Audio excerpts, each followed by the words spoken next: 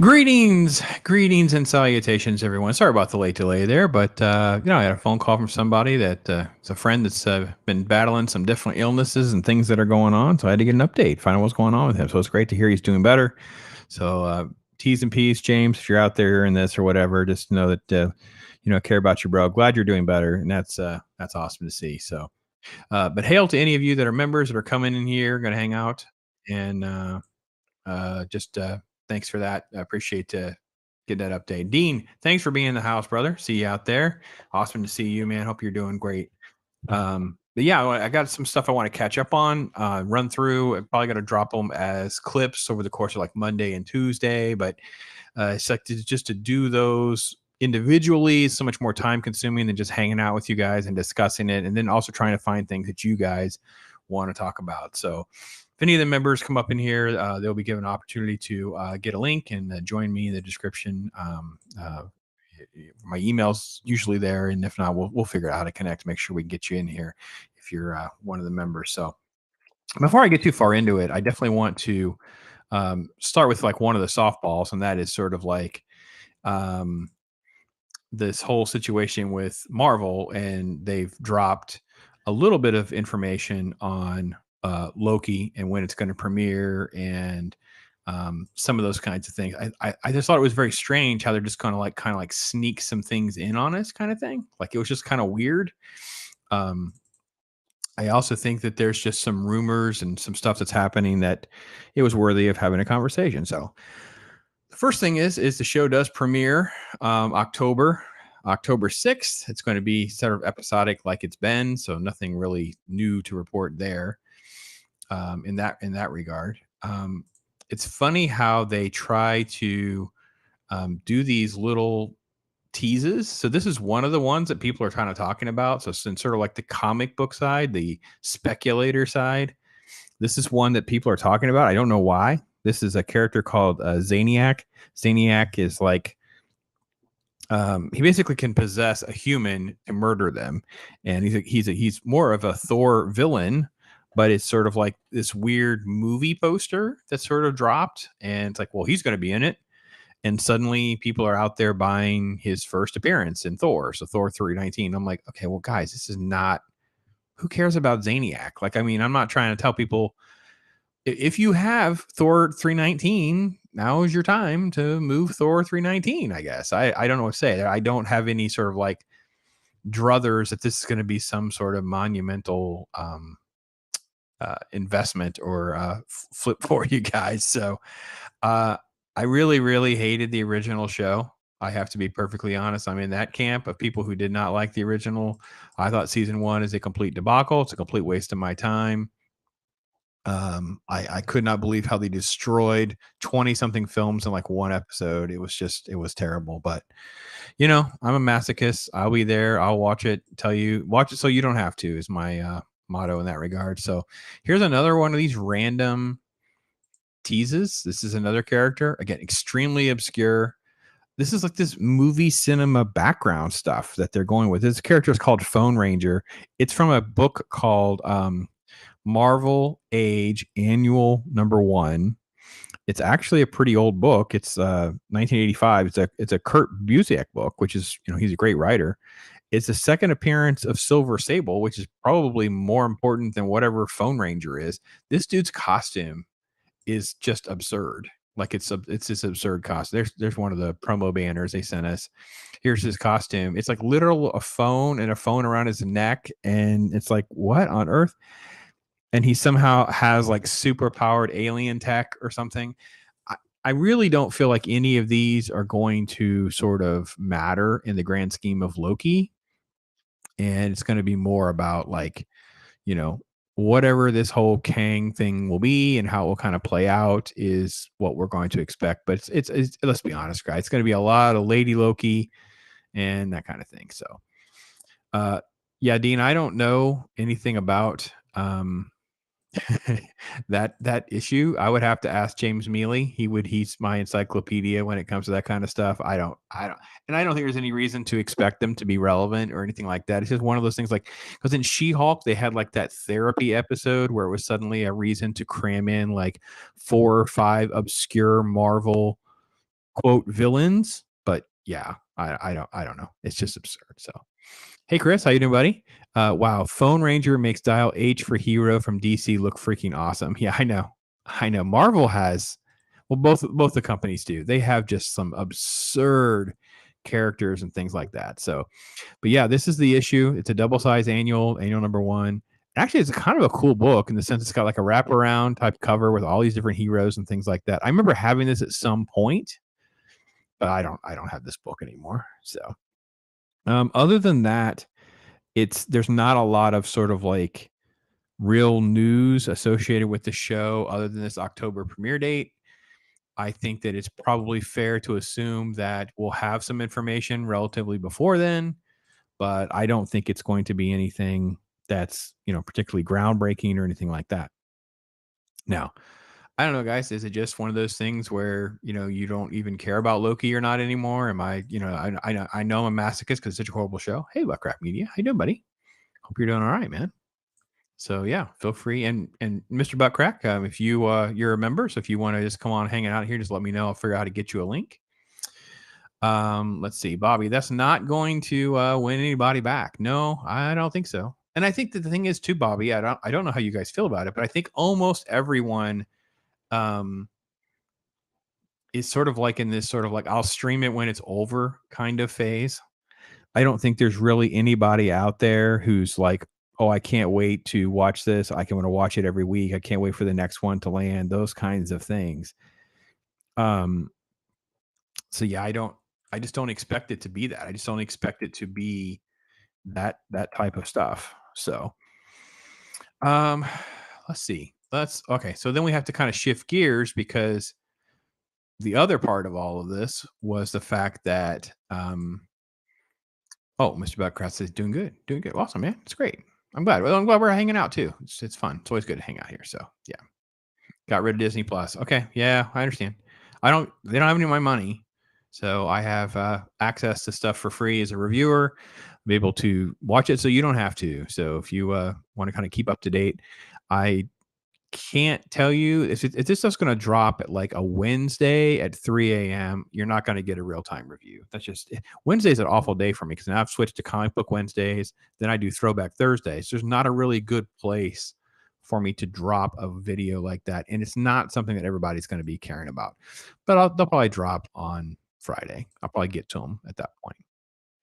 So that kind of takes me over to Daredevil and the stuff that's kind of surfaced around what happens next for the Echo, because it's going to be more about Echo before we get to Daredevil. Just being perfectly honest, that it's yeah, it is what it is. I don't know what to say there.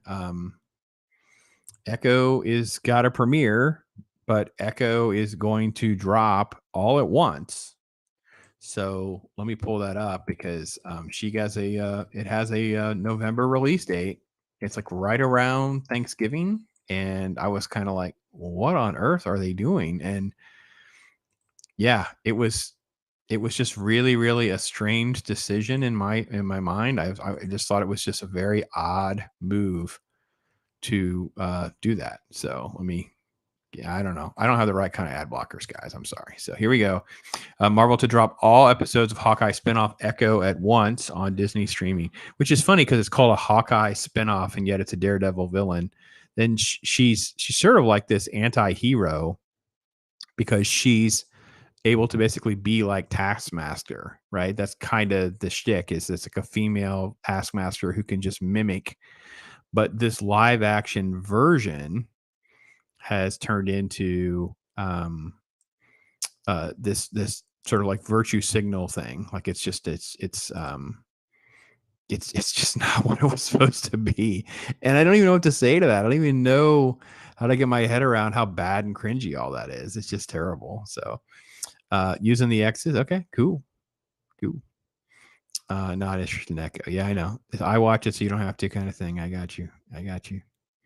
So basically, yeah, they're going to drop the whole thing in November at once, which is a complete I don't care about it sort of move. In Hawkeye, fans were first introduced to Maya Lopez, a character played by Alaqua Cox. I assume that's how you say her name. She'll return to get her revenge in Echo. Get her revenge from what? When she survived her interaction with Kingpin for no reason, which is so dumb, by the way.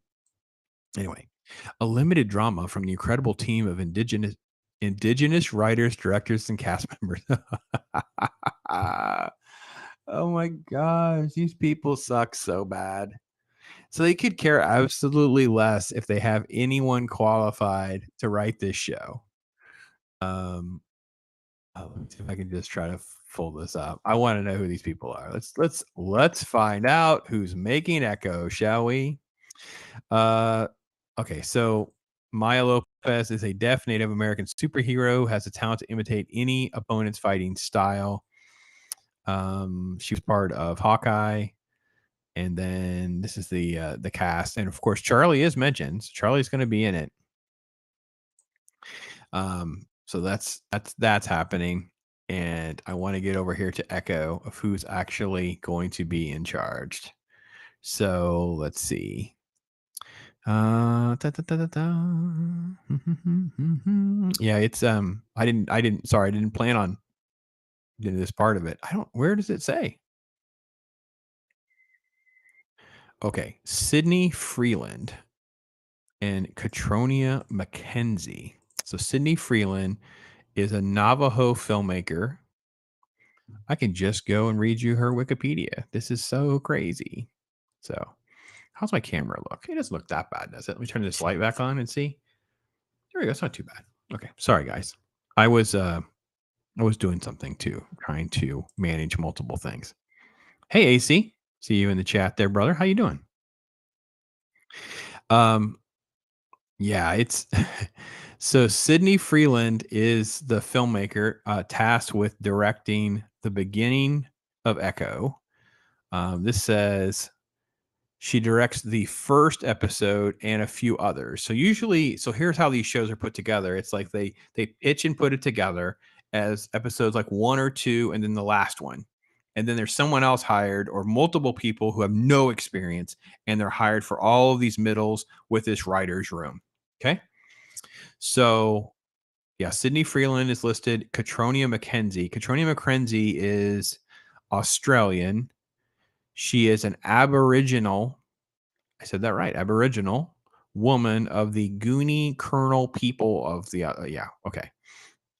No experience at all. So she has done like literally it's like Toronto Film Festival, Berlin Film Festival, Australian Directors Guild, like nothing. It's like worked on numerous episodes of random stuff, basically. So that's what all of that means. Katrona McKenzie. Let's see what else we can dig up on the Echo show. Oh my gosh, talk about a scissoring hen. Ho, ho, ho, ho, ho, ho, ho. Woo! Oh my goodness. Gracious me. It's like it just never ever stops impressing what they will bring to the table. Yeah, here's your Echo creative right there. Katronia. Isn't it? Wait a minute. She's okay. Never mind. Sorry, that wasn't her. That says Angelo. Here we go. Here's what she looks like. Yeah. Yeah, scissoring hen. Oh yeah. Doesn't she look like the person that reads comic books and knows all about giving us what we would want? Let's see. She is known for stuff I've never heard of. Anyone heard of Satellite Boy? She did one episode of Supernatural and one episode of Walking Dead, one episode of this, one episode of that. So she got the job. So that is Catriona McKenzie. So she is Aboriginal Australian, hence the reason she got the gig. So let's take a look at Sydney and see what Sydney Freeland has under her resume. You know, it's important that we know what to look forward to. Oh yeah. See, this is a comic book creative. I mean, can't you see I mean, I would love to know how many Daredevil books has she read? Does she know? So, Dean saying, I've not seen anything that they've done since No Way Home. Not interested in the slightest. Fair enough, Dean. I understand. I know I'm wasting some time for you guys because I'll get to some other stuff. I promise I'll do some other stuff. It's not a Marvel stream. I promise. So, yeah. What revenge? Yeah, I know. I'm with you. Like, what on earth are they talking about? She like took on like this crazy villain and just got away with it. And who will do Daredevil fight? I know. Why do they get people who don't care about comics to write these shows? Because they don't care, Mr. Buttcrack. They don't. They literally are just like hiring. So for Echo, it has to be a female and it has to be some sort of native slash indigenous type person. And that's what they've done. They've literally, I think, doesn't Gary Neurotic call it casting? They cast directors. That's how these people got their jobs. Not because they have any talent, not because they have any interest. You're going to get all this lecturing. And I didn't know this. And I looked it up. I was going through like the rumors. So the rumors are on one of the books, it's that Daredevil 53, and it deals with the Echo series may delve further into her childhood origins and time on the reservation. Anybody think that we're going to get that? So I think it's 100% fact that we're going to get that. 100%. Is this going to be a silent series? Well, she's I don't, is she mute? I know she's deaf. I don't know if she's mute. But I know she has a fake leg and she's deaf. All right, so they're inexperienced writers for cheap. They always get inexperienced writers for cheap. Always. And now we know they use AI to help fill in the gaps. So no, these are not people who look like they have any knowledge of comic books like at all. I cannot, it's just so strange that we've gotten to a place where, you know, people don't even have to have a love or care at all. She directed Reservation Dogs. She did 2 episodes of that. Rutherford Falls. So it's all the same kind of nonsense. Strange New Worlds. She did an episode of that for all you guys out there loving that show to death, aren't you? Aren't you just loving that show to death? Loving it. Mm-hmm. Mm-hmm. Yeah. So Freeland directs the first episode. Then there's like all the name dropping of producers and whatever. Yeah. Freeland is the one calling all the shots, basically. So, yep. That's what we got on that. So, yeah, Echo is coming in November. They have no faith in this show, like at all. So, they're dropping all of it on November 29th. So, it'll just be however many episodes it is all at one time. I know. So accomplished. I know. So amazing. And they all quickly, yeah, scissoring hens. Yes. If you're a member, throw your scissoring hen in there. Yes.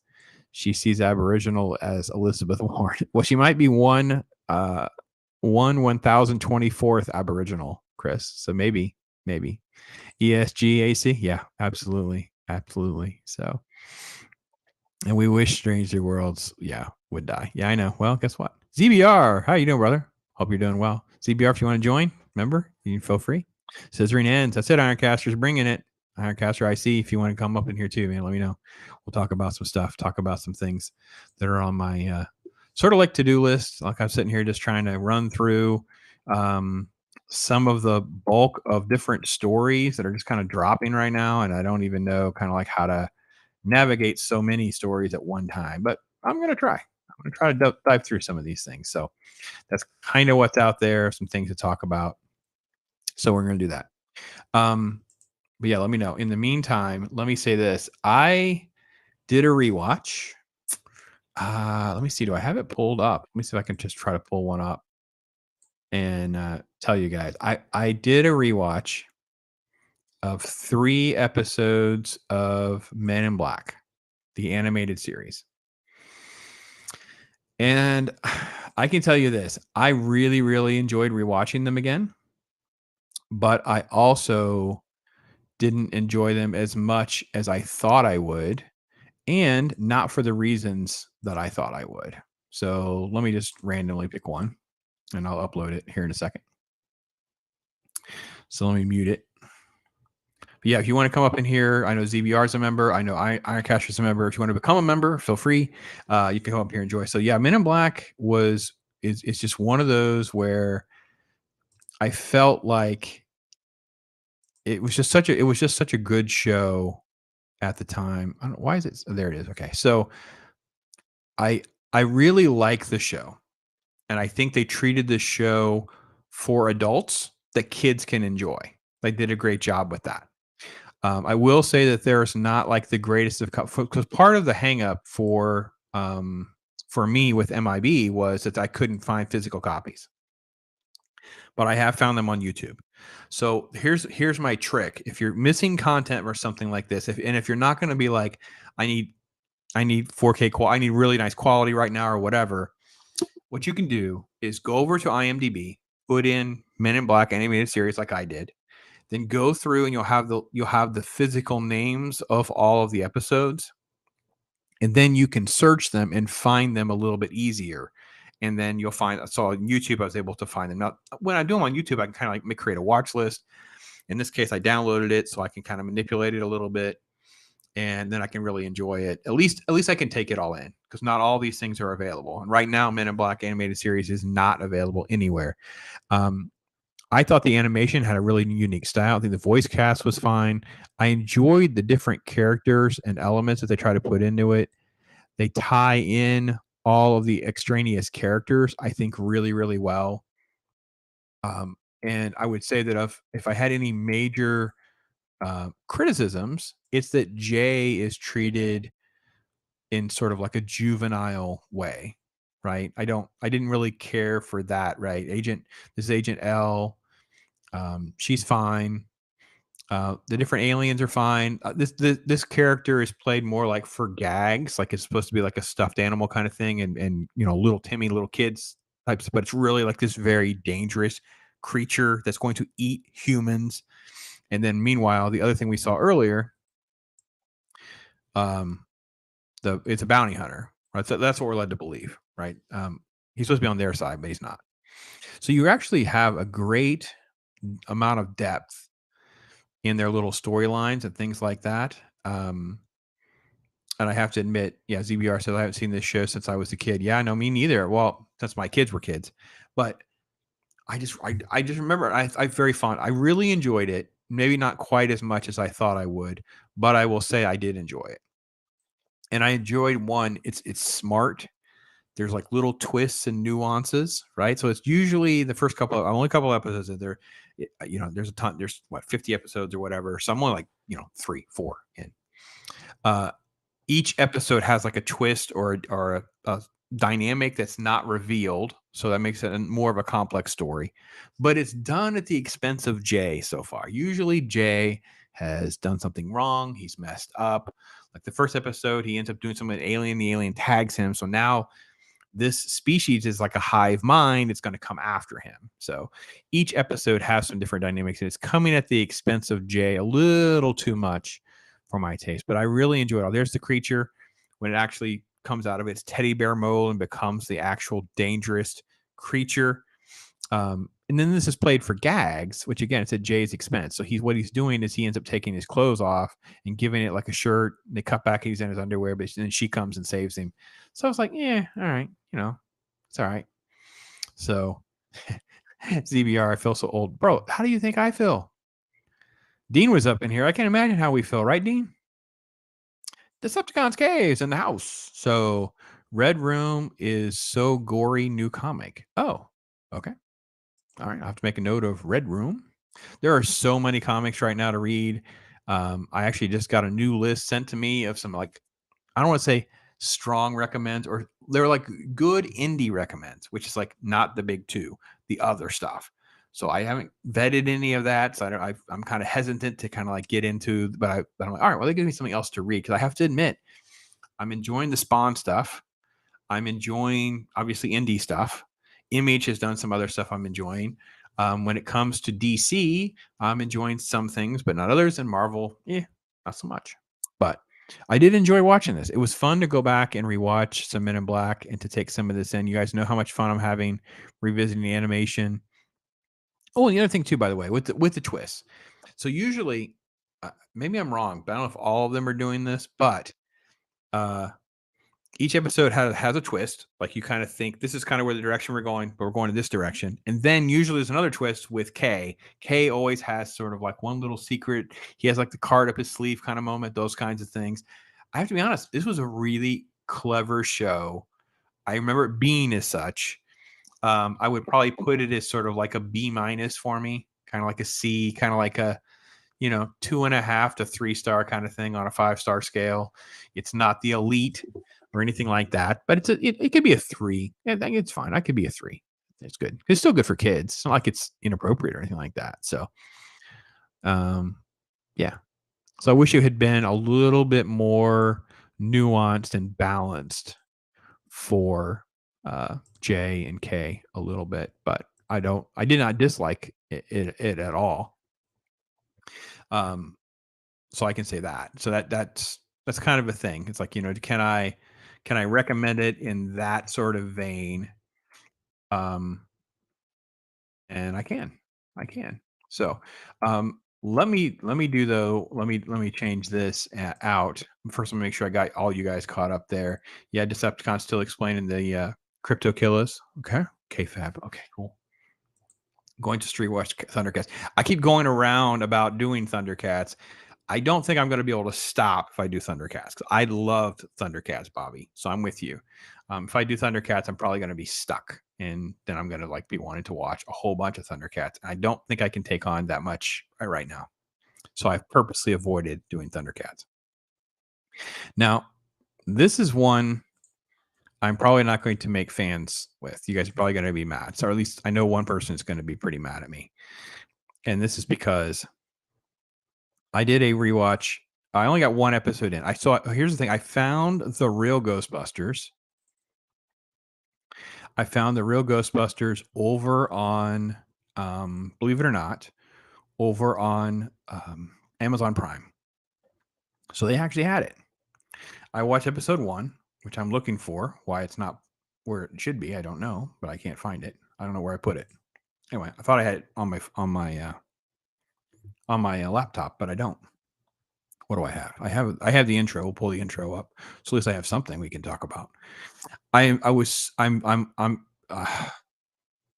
have such fond memories of this, and everyone talks about it so fondly. It just kind of kept me, uplifted, thinking, "Yeah, I can't wait to watch this. Can't wait to watch this." And I sort of watched it, and I was kind of disheartened. I was kind of disheartened. Oh, Ironcaster says check out the 2011 Thundercats. Okay, maybe I can do that. Yeah, maybe. Oh, yeah. Great artwork. Okay, that's fair. Bobby says at least it's okay. Cool.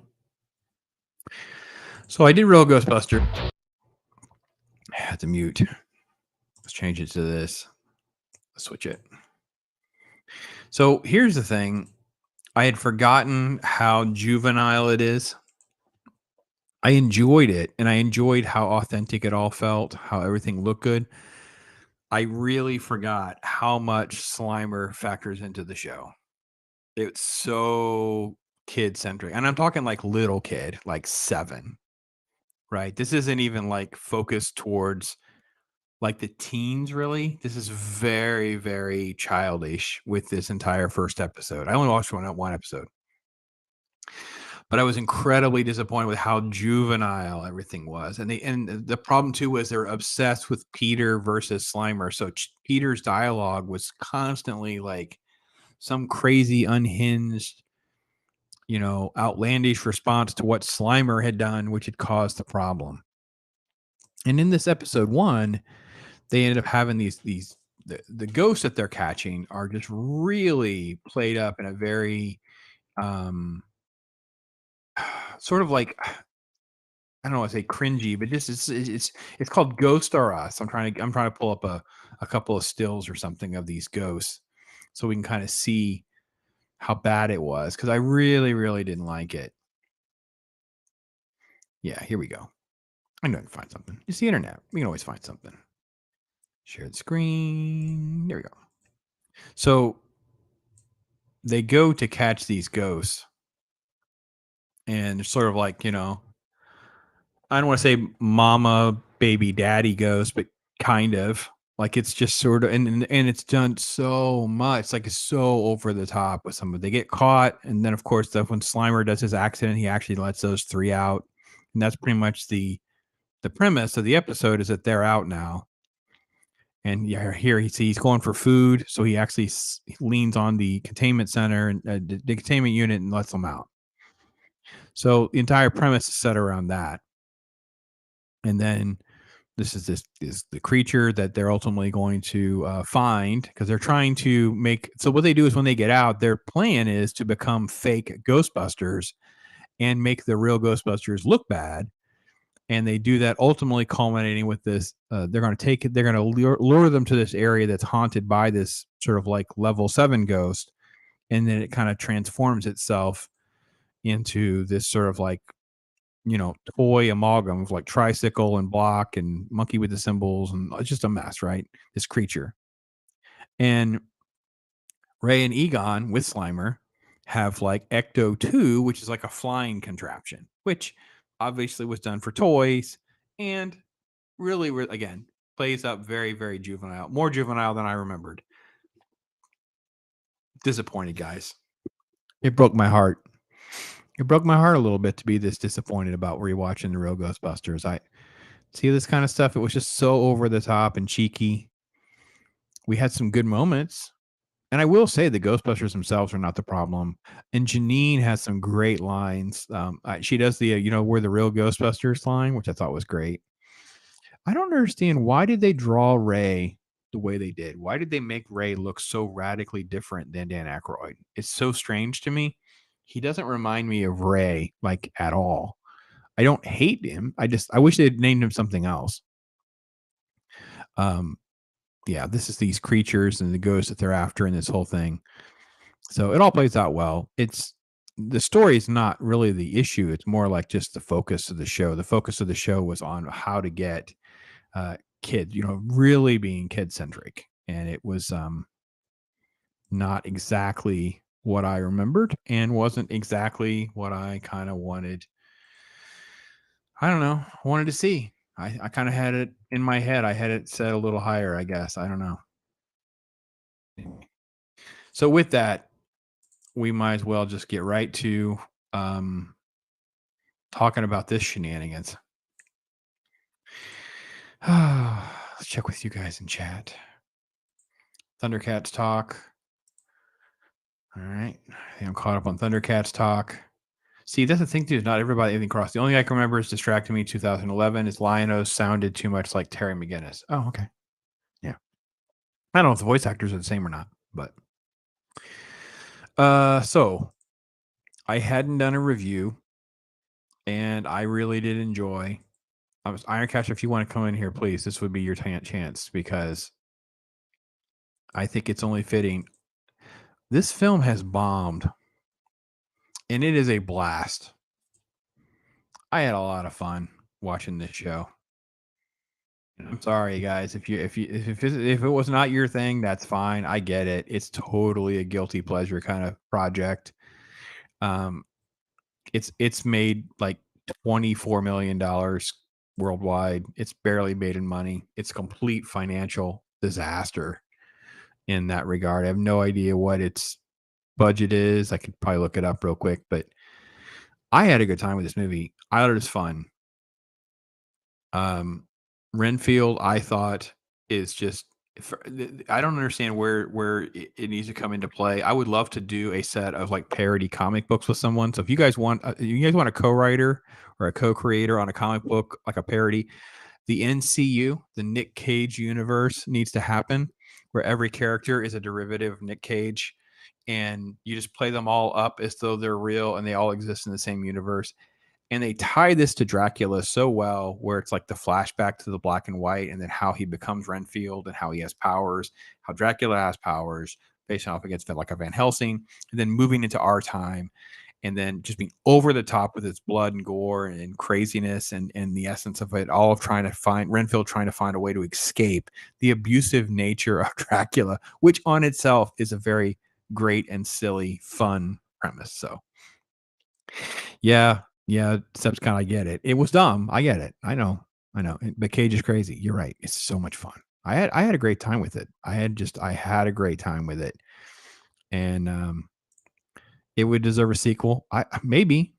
Um, but yeah, I did not find any audience. It did not find um any legs. But I had a great time with it. Robert Kirkman helped produce it. Huh, interesting. So I thought we would just sit here and just point out some moments. Why is this stuff popping up like this? Because I really enjoyed all of these elements. All right, so the trailer's all out of order, so we'll have to play around with a little bit more information before we get to that. So the one thing I will say also is, because I am really going to um, bag on the actress, right? Because I thought that Aquafina is awful, but I think it's more about her being cast as a police officer because she's playing it up as though she's like a traffic cop.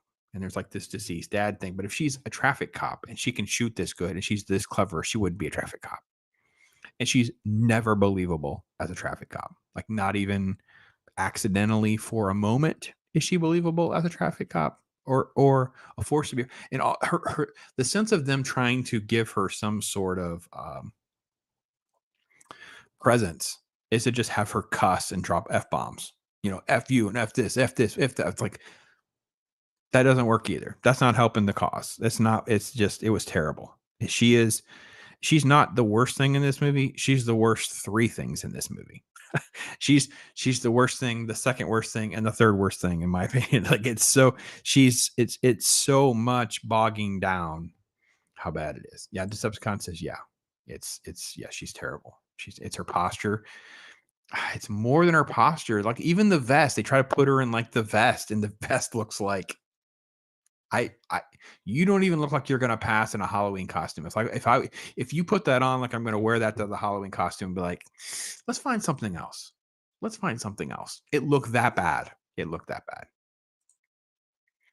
bad. This would have killed it on streaming had it been released during the pandemic. Interesting. Yeah, interesting. Nick Cage is um definitely something. So let's see. Of course I see your comment there. That was about Ghostbusters. Yeah. Yeah, it's terrible.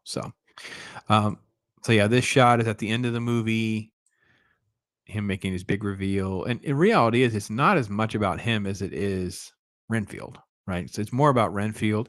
And I will be honest, I didn't hate so when you pitch the movie or you explain the movie, uh this whole self-help try to escape um abusive relationships and dynamics and stuff. It sounds awful. It sounds like an unbearable premise or something that you would not enjoy watching. I didn't have that experience. I thought it was fine, and I will say that they also have some fun jokes that actually land. Again, it wouldn't sound like they would land, so they would come bursting in the room while some girl is telling her sad sob story during the self-help time, and they would be like, "Well, F me, I guess I don't matter." And I'm like, "Oh, that's pretty good." So, yeah, that's Nicholas Holt, right? Yes. Yes, Nicholas Holt. He's great, but he's a very, very talented actor. He's very, very underrated. He has been rumored to be attached to all sorts of things pretty much all the time. Very, very good. Yeah, and I thought he did a great job of actually playing like this action hero sequence really, really well. But the trailer and the footage are always playing up the Nick Cage stuff, and there's just not a lot of it. These are these sequences, different times, jumping back and forth, and him trying to cover up dead bodies and things like that. I just thought all this was great. I really did. Um, him being like a fish out of water and playing all this up, I thought did well. Again, her doing this stuff is just so not believable. Yeah, him eating bugs and being like a superhero was kind of fun. I did not hate this movie at all. I thought it was okay. Is it dumb and crazy and what? Yeah, it is all of those things and then some.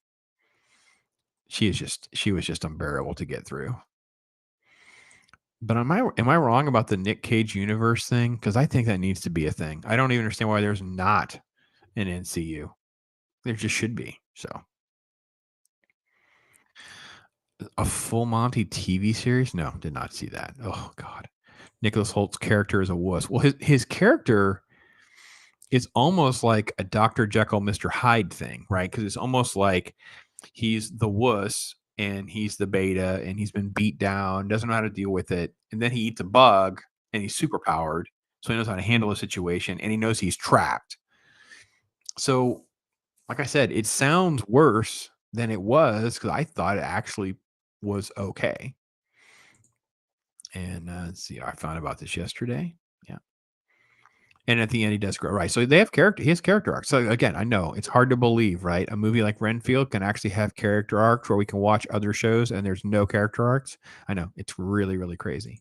So that'd be also NCU. Yeah, I know. I need to find someone who wants to do like a co-creation, and we could just do the NCU and just do this like parody of a universe where all of the Nick Cage characters exist in this universe, and then you have like I think you should have like a normal set of people, like a husband and a wife who live in this universe where all the Nick Cage characters exist, and they're your eyes as the reader having to navigate through what world looks like with all the Nick Cage characters having to interact with one another, which include which include Dracula. I'm totally down with that. I think it's great. Why not?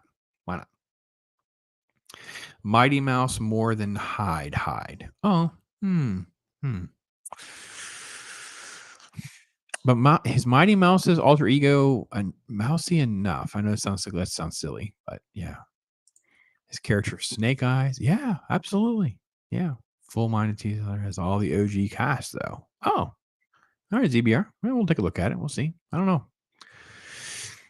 It's been so long. I'm not sure I'm interested. So, but this was the worst part of the film. I think if they just cast a different, again, if you needed the points and all that, all you needed to do was just pick another Asian lady because they play up a lot of this like he's in it and he's whatever, and it just wasn't.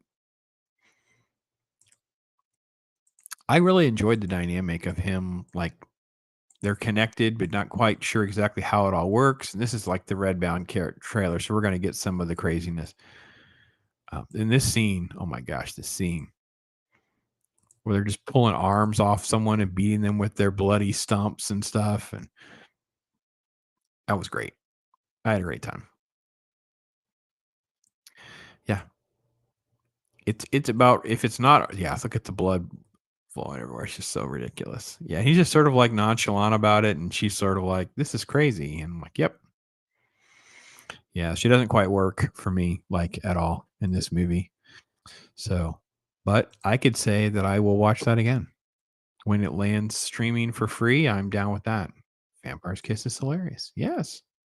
Yeah, there's tons of stuff to navigate to. So like I said, I need to find a co-creator. Let's do I think that comic book is probably one of the easiest things to integrate like the visuals in with the right kind of parody, and I say parody meaning I'm not trying to like, I don't need it to look exactly like Nick Cage. I just want to have this essence that's there. And I got to be honest, we could probably pitch him to do it, man. He'd be all about it. Because he has to be pretty self-aware that Nick Cage is Nick Cage. Like he has to kind of be aware of that by now, right? Like Nick Cage surely is not delusional to think. I don't know. I don't know. What do you guys think? You think he's that kind of delusional? I don't know. I don't think he's that kind of delusional. So all right, ZBR. It's hard to watch trailers like live and not end up with a copyright strike. So to do the one you're talking about, um, yeah, yeah. Yeah. So what's it? Oh, Full Monty, the Full Monty's on YouTube. Yeah. But we could try to navigate that and see if we could figure something out. I don't know how well that'll play. As on FX. So let's see. Here's FX directly. All right. Let's see. I'll give it a shot. All right, we got that. Pull this up. I could have downloaded it and then re-uploaded it. That probably would have been better, but we're not doing that. We're just going to do this. Gonna modify it a little bit, and we'll play a little bit at a time and see what happens. Because I didn't know about this. Okay. All right. So it says the older I get, to realize everybody's a bit mad. Yeah, I realize everyone's a bit mad. So right off the bat, I agree. There is some appeal to the fact that you would see the original cast back together. I can't even remember the last time I've seen the full Monty. Is it a ZBR? I'm assuming this is a really big deal overseas, because here in America, it's sort of like a forgotten film. I don't even think people remember how fun the full Monty is or was, because it was all like stuff new for us when it happened, and I don't think it's like in our it's not like in our regular cycle of conversation over here or anything.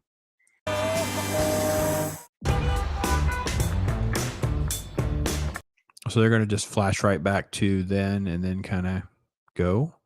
Cool.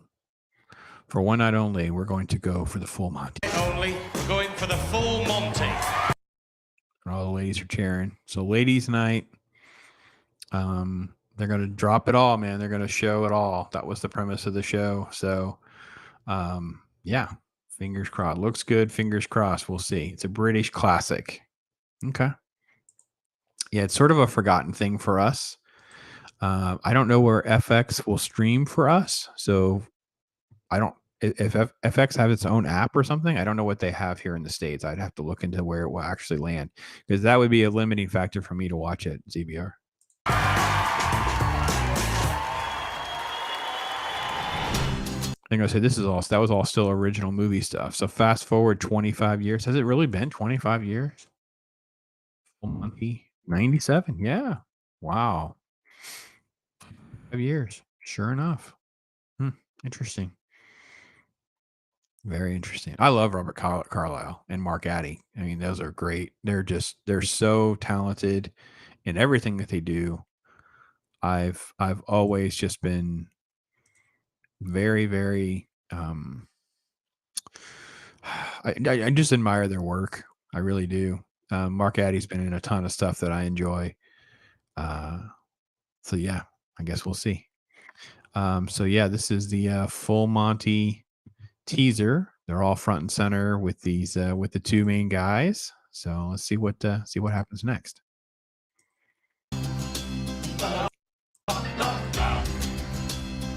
Says they're still trying. You want to get yourself a proper bloody job. Okay, playing up the gags. Get yourself a bloody job, right? Just being the losers, not taking real work, that kind of thing. So fair enough. Trying to get their act together. You could go places if you wanted. You're a dad. I just hope you don't wake up one day and realize what you've missed. That's supposed to be the daughter. It's his daughter. So she's like a different race. So she's switched. Okay. I don't know. Just didn't see it coming. Just didn't know. Guess we'll see. Is it going to be more about them? We're not going to have a switch, are we, ZBR? Right? We're not. Please tell me we're not. This isn't going to be, here's Robert Carlyle and Mark Addy, and we're going to get a show about 4 or 5 people that I don't know. Is that what's going to happen, ZBR? I'm a little concerned. Is that what's going to happen? Another get rich quick scheme. Okay. All right, ZBR. We're going a little further. Let's see what happens here. You're pregnant. I'm not bloody pregnant. Thank God for that. Just different shots. It's fine. I don't know. I don't have an opinion here. Graffiti art. Sheffield's next big thing. Whatever crazy scheme he's cooked up, just say no. I am the. So it's just more of that get rich quick type shenanigans that Robert Carlyle's character is going for. Okay. So do we know how much of this is center? I mean, they're front and center on the poster, so I'm assuming that they're going to be a major player in this show. It's not going to be a bait and switch, but I could be wrong. So the graffiti artist. Okay, here we go. Schizophrenic. Winner. The Academy Award winning writer of Full Monty and Slumdog Millionaire.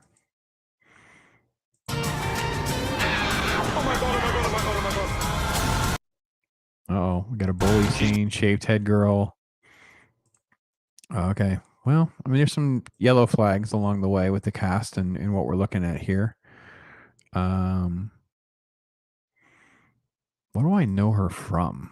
Do I know her from something? What is her name? Her name is Talitha Wing. Talitha Wing.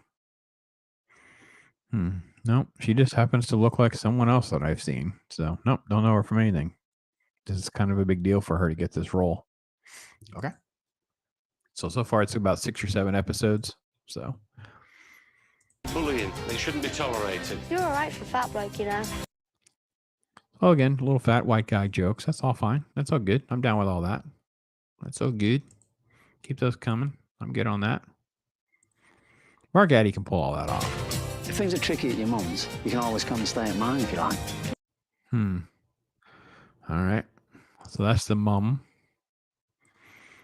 So good dad type stuff, maybe. What's that noise? Police helicopter. It's all right, it's going. All right. Well, again, this is how good the writers are. I don't know. So it definitely could work. I don't know. So did, what's his name? Simon Beaufoy? He's the writer, isn't he? I think he wrote the original stuff, right? So is he the writer for everything? Is he the one running the show here? Because if he's running the show, I have a lot more confidence in this working because Simon Beaufoy is actually very talented. And God help me, I hope I'm saying his name properly. Go in. It's gone. Snowflakes have taken over the asylum. Over the asylum. This place is a madhouse. Oh, he's so good. I like him too. I don't remember his name. You guys have to tell me his name. I don't remember his name. It's sometimes hard to keep track of some of the actors that you love like that. Tom Wilkinson. That's it, Tom Wilkinson. He has been in so many great things. He's done so many good works as well. Tom Wilkinson is a very underrated performance. Character actor. He's done so many good shows. I really loved him in things like Snowden even. Just good stuff. Know you. I've got it. You were strippers. Hey, Are you still you still doing it? doing it? What do you think? That's funny. That's good. Yeah, I don't know. DBR, good job. Oh, that's right. He did play Falcone. You're right. Yeah, he's good. Just Tom Wilkinson's just got some great roles. He's just got some great roles. I don't know that I've ever I don't know. He's done. I mean, it's just there's so many roles he's been in. He obviously was in. I think he's been he's done a couple of the Mission Impossible films. He was in. Oh, come on. What's the name of the Martin Luther King movie? Come on, guys. Selma? Did I get that right? I think it's Selma.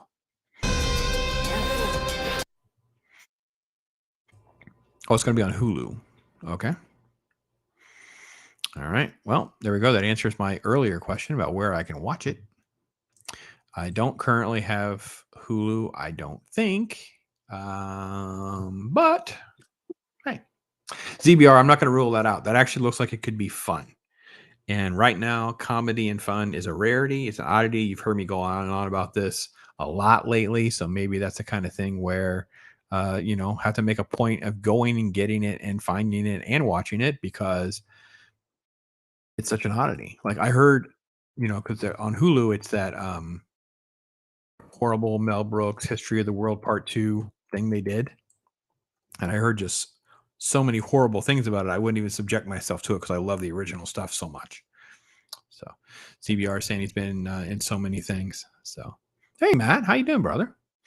And again, ZBR and Matt is here now too. You're another member. If you guys want to come up in here and hang out, just let me know. I'll throw the link out there for you guys. And I got to be honest, I really don't have a problem throwing it out there for everybody now. I just wanted to get a few things off my to-do list so that I can just make them clips over the course of like Monday, Tuesday to make it easier to get the content caught up because it's just sometimes there's just not enough time in the day to do things. That's kind of the problem that I'll have. So there you guys go. It's kind of wide open. Yeah, it's just one of those things. And what do you guys want to talk about? Guys, what's on your guys' mind? I know there's so many things we could do. I know there's another trailer. This Gareth Edwards film that dropped. Thought about looking at that trailer. I was interested to see if any of you guys thought anything about that. Yeah, just having a good time.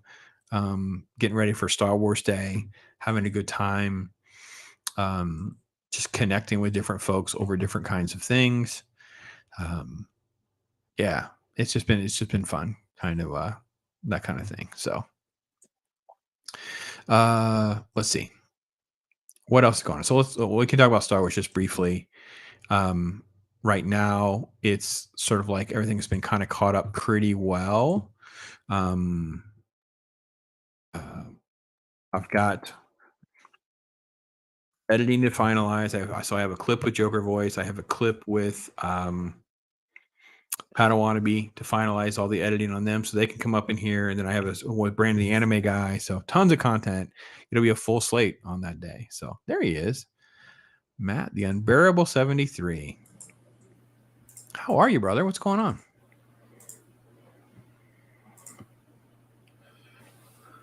Can you hear me? Yeah, you're good. Yeah, I have so many microphones and headsets on this computer. It's like crazy trying to find the right one it's outputting to at that given time. I understand. No, it's fine. It's restreams kind of weird settings compared to the other stuff. So you always have to kind of make sure you've got them all done right. So, well, when you're under Linux, like Windows will force the settings on every application, which sometimes is good, sometimes is bad. But when you're under Linux, you have to set every single application, which is the best way to do it. It's just I have so many because of this equipment I have. Like every monitor has an HD output. You know what I mean? And it's like you got to that one and that one and that one, not this one, this one, and this one. Sure. So what's on your mind, man? What's going on? Well, I caught it. I hopped in right when you're talking about the Full Monty, and I'm not a big comedy guy, but that was funny back in the day, right? Yeah. But every time, like, I started getting burnt out on these TV show sequels.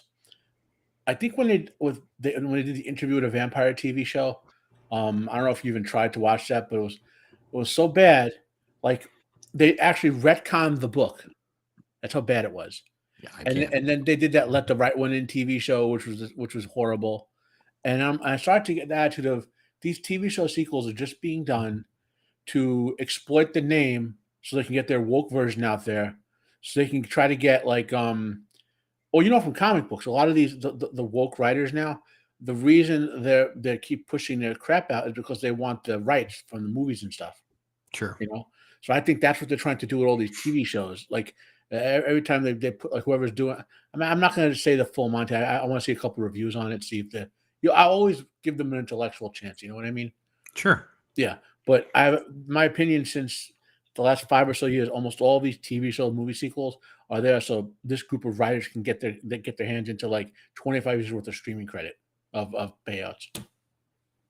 Yeah, because it's one of those things too where there's also like a subconscious association that people will have with something. So for instance, let's take that creative team. Well, let's just assume it's Full Monty. Let's just assume it's a woke writer. Yeah. Now Full Monty is on their resume. The person that they may be going to their next job probably has not seen the Full Monty TV show, but probably has by this time seen the Full Monty the movie or heard of the Full Monty the movie. So it sounds like a better credential than maybe it is, right? And I think that kind of plays into what you're saying. It's like there's a lot of this resume building that fits their agendas. I said it very early on when I was talking about some of the Marvel news was, to quote Gary from Neurotic, they're casting people. They're casting directors and writers. Are not actually hiring people that are interested. What was interesting about the Full Monty one, I have to give ZBR credit because he pointed out too, it looks like the actual creative writer is attached. So it's not like it's been passed off to a complete free-for-all writer's room. But until we get closer, we know more details. There's no way to know that for sure.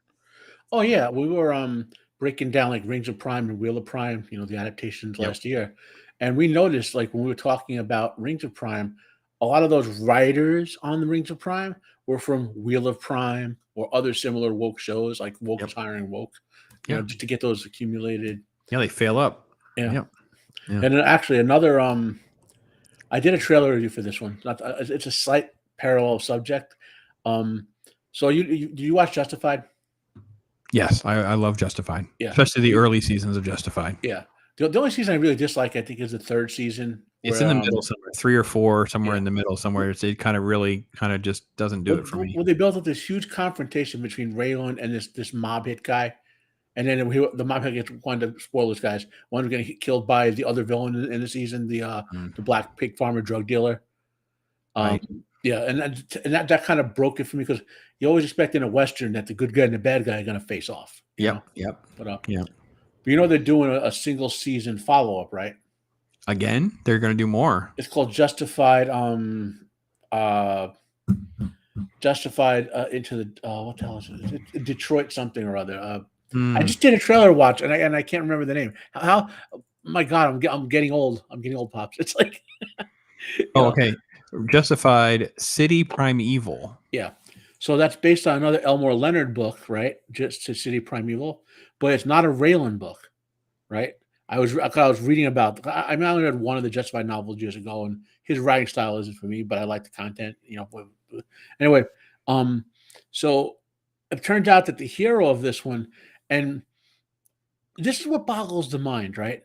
The hero of this is an actual, legit, original Latino character in the book, but they're rewriting the book to have Raylan as that character, who's obviously not a Latino, right?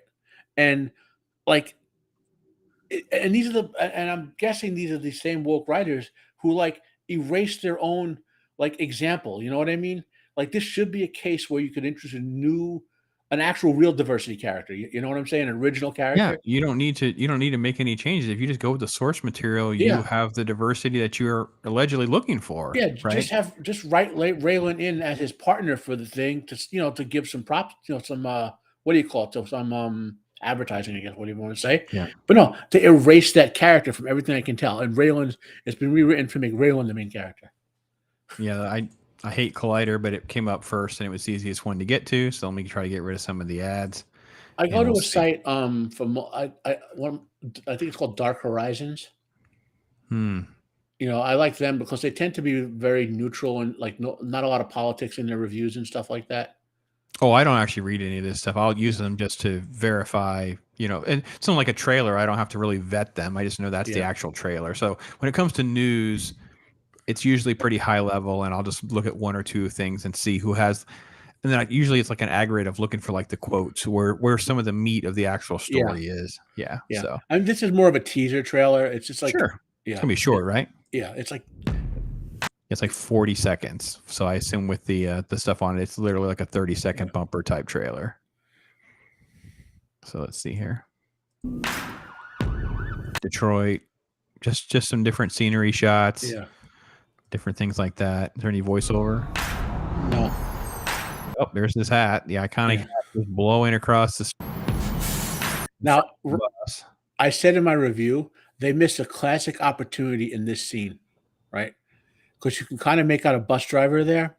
And I don't even remember Nick Searcy, who played Raylan's. Oh, yeah, the boss. And he retired, right? You remember that? Yeah. I would have had it in that scene where you see him going, like, I retired to get away from that guy. Like being the bus driver in the second. Oh, right. So you look up and then it's like, yeah. So he picks the hat up and you're going through all this stuff and you cut and it's actually the bus driver. Yeah. That would have been a cool little like dig, He almost looks a little too clean shaven to be Raylan right here. Yeah. Oh, he looks at the bus driver too. Yeah, that's why I said that should have tip. been Nick Searcy, like in his second job after retirement, Like that could have been interesting if Nick Searcy was going to be in it. That would have been fun to like have him sort of in it. Nick Searcy would do it in a heartbeat though, because Nick Searcy's a cool dude, man. Yeah. Oh yeah, he's a great guy. ZBR's not in bed yet. We kept him up, Matt. See, we got him out of bed. He's like, wait a minute, there's a freaking Justified show. Yeah, there's something going on. Well, FX. I think that's why I have hope it's not going to be completely woke, because FX tends to be one of the anti-woke places, But because when you get woke with them, you get woke with the Hulu shows is like Prey, right? It's pieces of things, and you're familiar with the term verisimilitude, right? It's the Yeah. stuff that breaks verisimilitude. It's the stuff that's like the 120-pound girl can't take down these 300-pound dudes. And Yeah. it's like that kind of stuff. Raylan will be saved by a woman just for no reason. It'll just be dumb. It won't make sense. That's the kind of stuff they're more likely to do and not derail the whole show. So, Well, I always think of it as, and that's basically the end of it. There's three types of woke. There's like preposterous woke, like you just said with the girl in Prey. I said to myself, someone said to me once, but Matt, Sigourney Weaver would take out aliens and Alien. I said, Sigourney Weaver is taller than I am. and she's using a Yeah. gun. Yeah. It makes sense in the story. In the story, any of them could have shot aliens and survived. She she survives because of one, luck, strategy, being this is why they don't get sometimes. It was like I always go back to like Jamie Lee Curtis and Halloween. It's just, I don't want to hear about not having strong women. We were cheering for Jamie Lee Curtis's character to survive in every single one of those movies. It's stupid. What is dumb is Jamie Lee Curtis wasn't getting into a rolling on the ground wrestling fight and pinning Michael Myers. That would not have we would not have accepted that. No. But the thing I harked on this point. Sigourney Weaver is a big woman. She looks like she could handle herself. You know what I mean? Like she's not like if you ever saw my mom and my aunt, my aunt's 5 foot nothing. My mom's 5'5", but my mom looks like a truck when she was younger, and she could pick up mail bags like nothing. The physical look of the difference. You know what I mean? Sure. My like, wife's the same way. My wife is a tough girl. You don't want to mess with my wife. And now she's like the tough farm girl. You talk about raw and gritty. Oh yeah. It's my wife is the one that's going to cut you, right? Compare that to like my one daughter who's like 110 pounds wet and about that big around. It's like you pick her up to use her as the weapon, not the karate martial artist that's going to take everyone to the ground with effortlessly. Oh yeah. So no, I agree. It's worth it. And listen, I'm glad you came on, and I'm glad we could tease this because I did not even know about it. I've got it in my little notes to make a little clip out of that. That's good. Yeah, Justified getting season. some sort of season. So yeah, well, it's a mini series. It's like a season 7 basically, or an epilogue season. And the word is they want to adapt more. If this works, they'll do more Elmore Leonard books. Like I don't think there are any more Raylan books they could adapt. I'm not an Elmore Leonard fan, so I can't 100% answer that.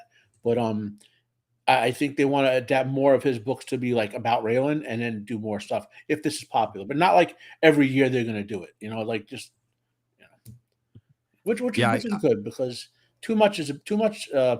What's the saying? It's better to leave them wanting more than saying you had too, like you stayed too long. Where it definitely embodies all of entertainment right now, does it not? It really does. Yeah. So Ripley uses her intelligence and strategy to defeat the alien, especially in the second film. More than the first film, because at least then she's using the mech suit. She's doing things that, at least there's some justification of why she'd be the survivor, that kind of thing. And she barely survived. Yeah. And I think what, our other forms of, again, woke is this generic term. Matt will help me define things, but I always say, look, it's a term with these categories. The new feminism is in there. You have, all these different types of things that are in there with the race swapping, gender swapping, all of this stuff is in there. It's just a generic term though. So I want to avoid politics to say it, but I want to say it this way. Okay. I've been noticing, how I'm not saying the right doesn't do this too, but the left is trying to redefine these terms to make them mean something different constantly. So you accuse them of something. Oh no, it really means this thing. The term woke, they're trying to say that the term woke was always a good thing that we turned into a bad thing, when in fact there was on the coast, the other coast, what we call the left coast, their version of woke was always that. Yeah, it meant a good thing, people who were enlightened or whatever. But on the East Coast, we always called woke a bad thing. You know what I mean? Like it was always like people who want to be too the character in South Park of what woke is. You remember? I don't know if you've. Yeah, I do. So I guess the only way I would really push back is in their circles, woke was a good thing. It was waking up to this stuff being important, or waking up to this, and it's more like blue state versus red state. So it's more like that's what everybody else looked at it as a negative, because it would become, by the time everybody else, because by the time the word woke was sort of integrated, there were so many examples of what Yeah. that would mean to people. It become a negative very quickly because it was like, well, wait, that's not stuff I agree in. I don't because they got away with using it for so long Mhm. without any pushback. And I guess, we could go to Carrie Smith as being probably one of the best examples of someone who really articulates this very well, of how she had the mind virus and how she had Yeah. this cultish mentality and all these elements of how she describes and defines it. It's probably the best way to look at it. Imagine that in a bubble. And then when the rest of the world starts using that term, it's a pejorative, right? Yeah. Black Lives Matter is another one. It's like you guys were fine with it.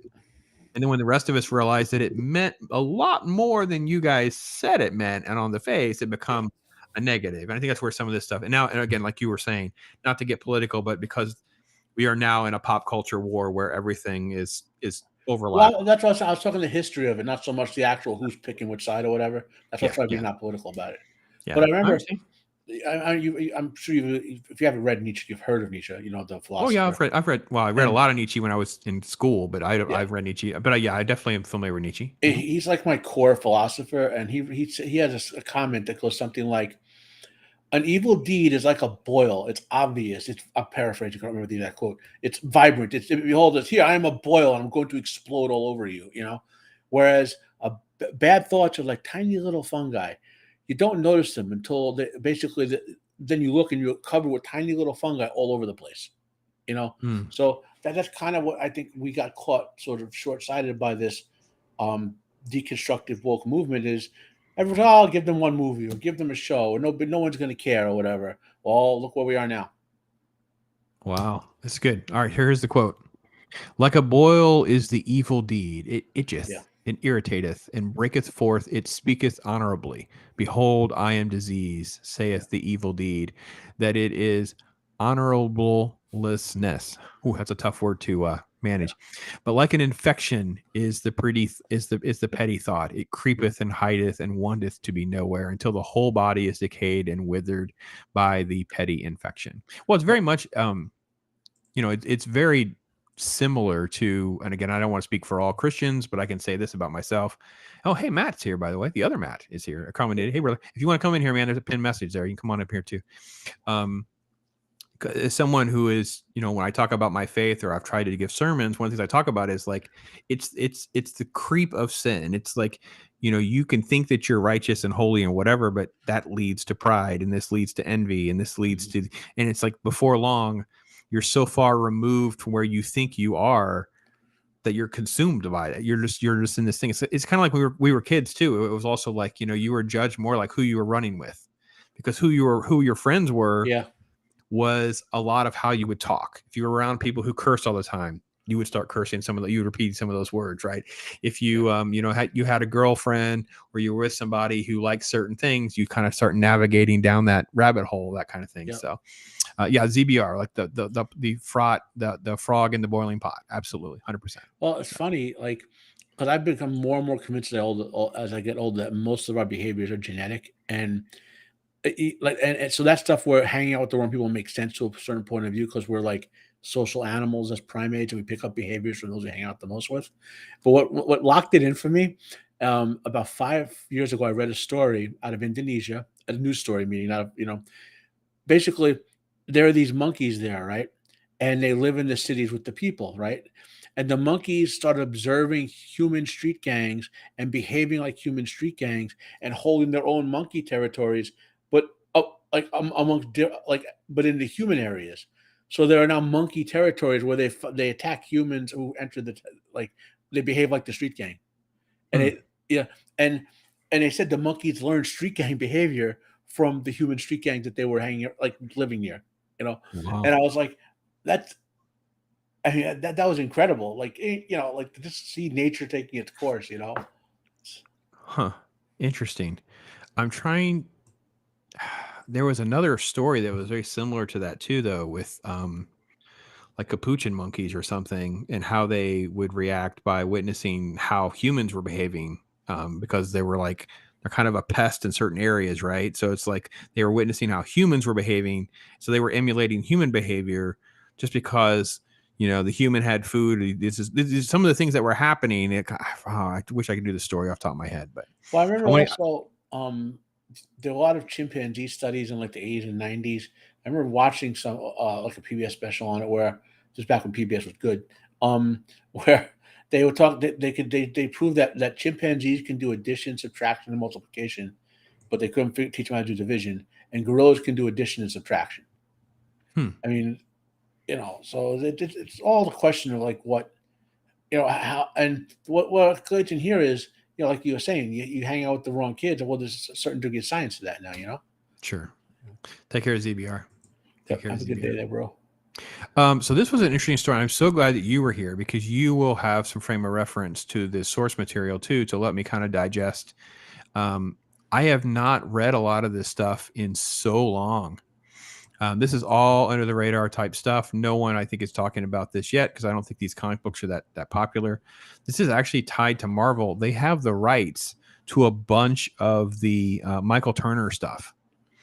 So I did not know much about David Mizell, and David Mizell is the one putting together plans, basically with some money to get some of this Michael Turner stuff moving along. So 15 years ago this month, Iron Man became a genre-defining hit, launched the MCU, and he's thinking about trying to put together something that is tied to Fathom and Soulfire. Oh yeah, So, Fathom I remember liking.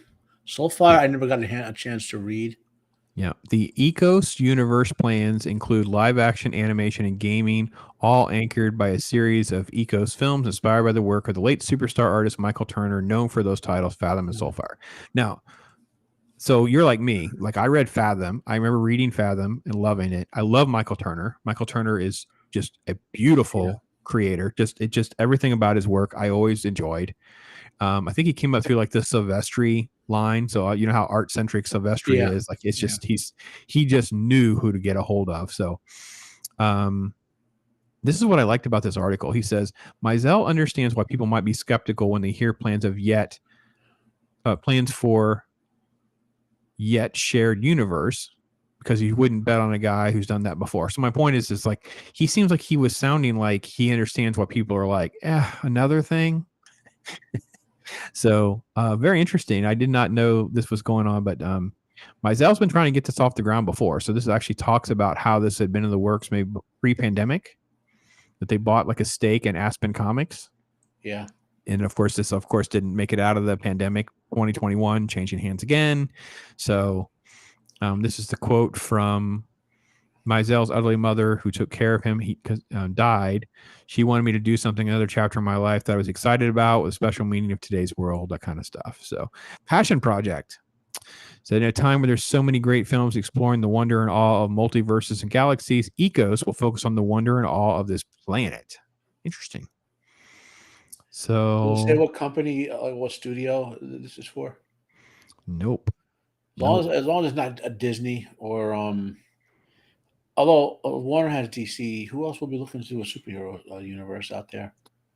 I really need Lionsgate or somebody to start getting involved. We need a company that's like, because isn't that where Lasseter went, and we've got nothing out of all that? Isn't Lionsgate Disney though? Oh, are they really? I'll double check that. I thought Disney bought them. That's now, horrible. interestingly enough, because like I hesitate to say Amazon could do well with them, because the experience with Amazon is if the creator or someone is in control of the product who is not like woke or is the original creator, they're done well. Like Reacher or The Terminalist, for example. Regardless of if you like them or not, they're done well. You know what I mean? And like you, I mean, not you, Pops, but like you in general. You know what I'm saying? Like I got you. Yeah. So if Amazon maybe they wanted in on a superhero universe, and maybe Michael Turner's product can go over there. Yeah, Peter Strauss is in charge of Lionsgate, and it's like they do a lot of licensing with Disney, but they're not owned by. So there's a lot of co-licensing. Yeah. So it looks like there's been some licensing with Disney, like this, just stuff like that. So which is commonplace. Disney's licensed with it. It's all very intermingled in that level. Disney probably distributes their films, basically. Yeah, probably.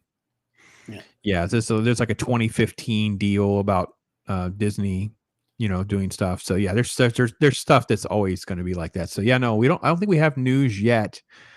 Kind of where we're going to go. But I thought this was really interesting. Something it's a pretty obscure reference when people talk about Ecos and Fathom and Aspen and all that kind of stuff. So Well, the thing is, and I said this with Marvel, as a matter of fact, I thought Marvel lost a lot of money.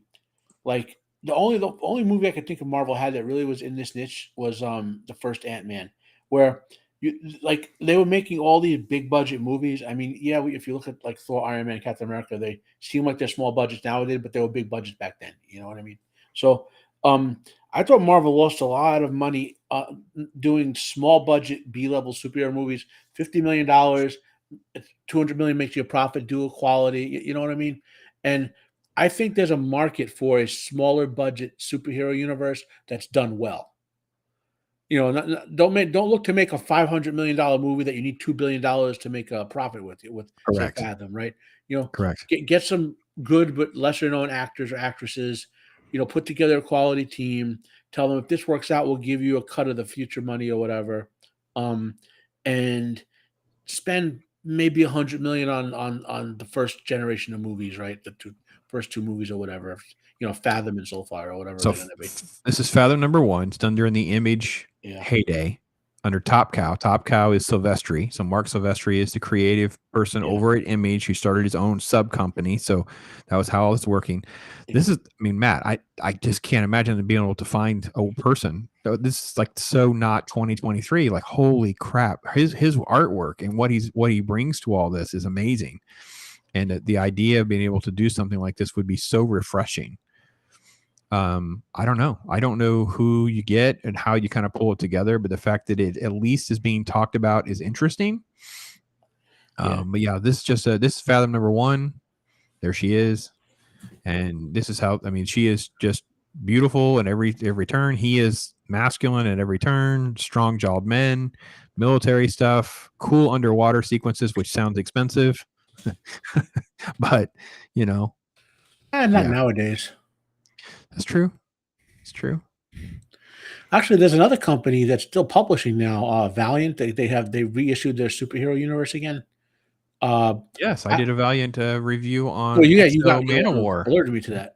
Yeah, Exo Manowar. I've been trying to find an online comic shop because I'm partially disabled, so I can't go to a shop. Because I loved Exo Manowar back in the day. It was. You probably have at least know of my reviews. I'm not going to try to point out that they're like the best of the stuff that's ever been done, because I mean I think the OG stuff is freaking amazing, but the new stuff was all right. I had a good time reading it. Yeah. Well, your reviews got me prompted to want to actually buy comics and not just wait for graphic novels or whatever. Okay. So I got to find online comic stores, like someplace that could deliver to me. Something that's not like like years ago I used to order from Mile High Comics, but their website is like trash. I just try to navigate it to be a subscriber or whatever, Right. But all right. Well, let me I'm gonna mark something so I will remember, and I will look into it for you because I know of something. So I will look into it for you. Another character who could they really I guess who owns Gold Key Comics now? Oh boy, we have to look. I don't know for sure. The character I'm talking about, Dr. Solar. Yeah. Oh yeah. Well, and there was talks about that was going to be adapted for a while. Yeah. And I don't know. Because I know when that original Valiant universe came around, I loved it. Yeah. I was with you, man. I was so hooked. And actually I ended up with like a whole bunch of like completely worthless comics because I was just still reading and still there was, I don't know. I mean, way past it being good. I was still hanging on going, but it was so good. Maybe I'd buy another issue and another issue. It was like, I had them all. Turok, Solar, Shadow Man. Oh yeah. Eternal Champion, or Eternal Warrior. Archer and Armstrong. Yeah. Archer and Armstrong. Yeah. Well, yeah. I had a whole long box, and I think I gave them. Now I didn't have at that point. I had gotten rid of like the early expensive stuff and traded up or whatever. But I had a whole long box, and again, I think they all went to my son-in-law. Yeah. And it was like I had so many useless comics in there. Yeah. I loved all that stuff. That was so much fun reading. I want to do videos on that stuff too. Really kind of get into, good storytelling and how good it was. I got a little insider story for you on Valiant. So I'm a big Jim Shooter fan. He's my all time favorite comic book creator because of to me the pinnacle of comic books was Marvel in the '80s, right? Just the everything was on time. It was affordable for a kid on a cheap allowance. You know what I mean? Yep. So when I found out that Shooter was basically doing Valiant, I was like, oh, I got to check this out, right? So I go to a comic convention and Jim Shooter's there, and I had met him one time before. I followed him since he did Legion of Superheroes, So I met him like one time before when I was a little kid, And I think he's very, people don't know, Jim Shooter was very young. Like what was he like 12 or something when they hired him for his first comic book to write or something Yeah, like I that? don't remember. He was I don't remember. ridiculously young. Okay. He's really, really young. Yeah. So he's only a couple years older than like us. And assuming he's still alive. And I remember going to this other convention up in where did Herschel live? Like New Hampshire or something like that. And he's standing there talking with the VP, one of the VPs of Valiant Comics, right? And this is just before Valiant, for people who don't know what happened, is not Shooter didn't do this, the creator side didn't do this, but the corporate side basically, like, they would say they're printing 500,000 copies of a Valiant comic, but secretly print like another extra million copies, store them in warehouses, and they plan to sell them for profit when they ran the price up on the regular issues. Wow. Yeah. Yeah. So that was a big scandal. They got investigated by the government and everything for it. So I'm like talking, hey, Mr. Shooter, because I you don't call somebody by their first name until And then I remember when I was a kid, I appreciate your work, blah, the usual talk you give to your comic guys.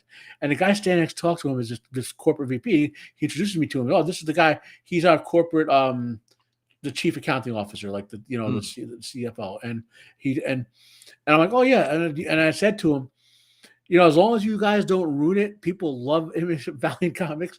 Like I actually said, you're publishing the right amount of them. You're not oversaturating the market. Oh man. I said that. But So secretly, there's a whole warehouse full of these extra copies that we're not Yeah. supposed to know about. Yeah. Because what people don't also know is Marvel is publishing like 1 million, 2 million copies a month, and they had to be landfilled. There were so many of them because Yeah.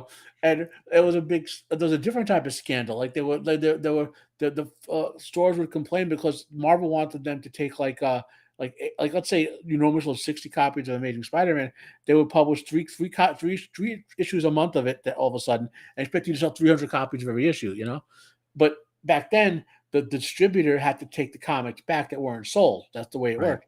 So Right. that was another scandal that these Image guys are trying to exploit. And I Yeah. said that to him, no one knew. And I remember reading a month later, and I said, and this guy was mentioned in the news article, and I was like, he must have had a stroke when I said that. And I was thinking, Oh my gosh. yeah. It's Well, so funny you say that too, because I was just listening to because there are all sorts of YouTubers who are into different arenas of all this kind of stuff. And these guys are really into like the investing side, right? Yeah. And the video was sort of down the line, or are we at a point now where you should only be buying like key issues and things like that? Yeah. And they were discussing like what this person, I think maybe they were taking a question, but it was like, what do you do with certain books? And it was like, they were almost advising some people to throw some of them away. And I just couldn't believe it. It was breaking my heart. Like, oh my gosh. And then when you remind me of that era where you're right, when you get to like 96, 97, you have millions of comics that no one is know what to do with. I mean, even at a quarter, you couldn't give stuff away. You have like 10 cents in the bag and the board, and you're still like, you can't get rid of stuff. You just couldn't get rid of it. Yeah, like it got so bad. 'Cause remember they started double pumping like Spider-Man. Was it Spider-Man? There were like 3 or 4 Marvel comics, and plus on these side, Superman and Batman comics would be published 2 times a month for every single series. Yeah. And I don't think they even had enough writers and artists. Like like they'd be half advertising. Yeah, some of it was crazy, and it's funny too because when my oldest daughter got married, they wanted a superhero themed wedding, and I gave my wife. I gave her. I mean, it was a stack like 60 comics, and they cut them all up and made party favors and whatever. And there was panic in their face, like every time they would do it. It's like, are you sure this isn't worth anything? And I'm thinking to myself, nope.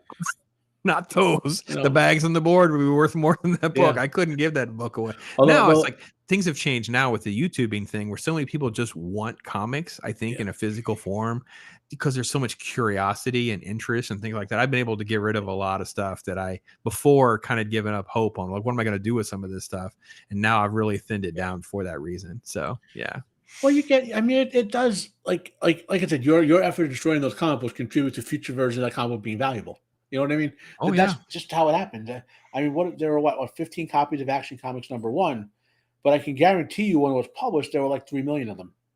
There's- know, yeah. and- And I think this is where this era of comics, it could become very scary how expensive some of this stuff could get. Now, again, I'm not talking really about mainstream Marvel and DC, but I did a little video, which I have not been able to get back to editing. So if Matt commented it, you're still out there, brother.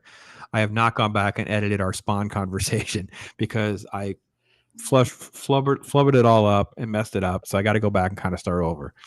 But there's some print runs in Spawn with these beautiful covers, these beautiful books. But the print run fell around like 18 to 22,000 copies.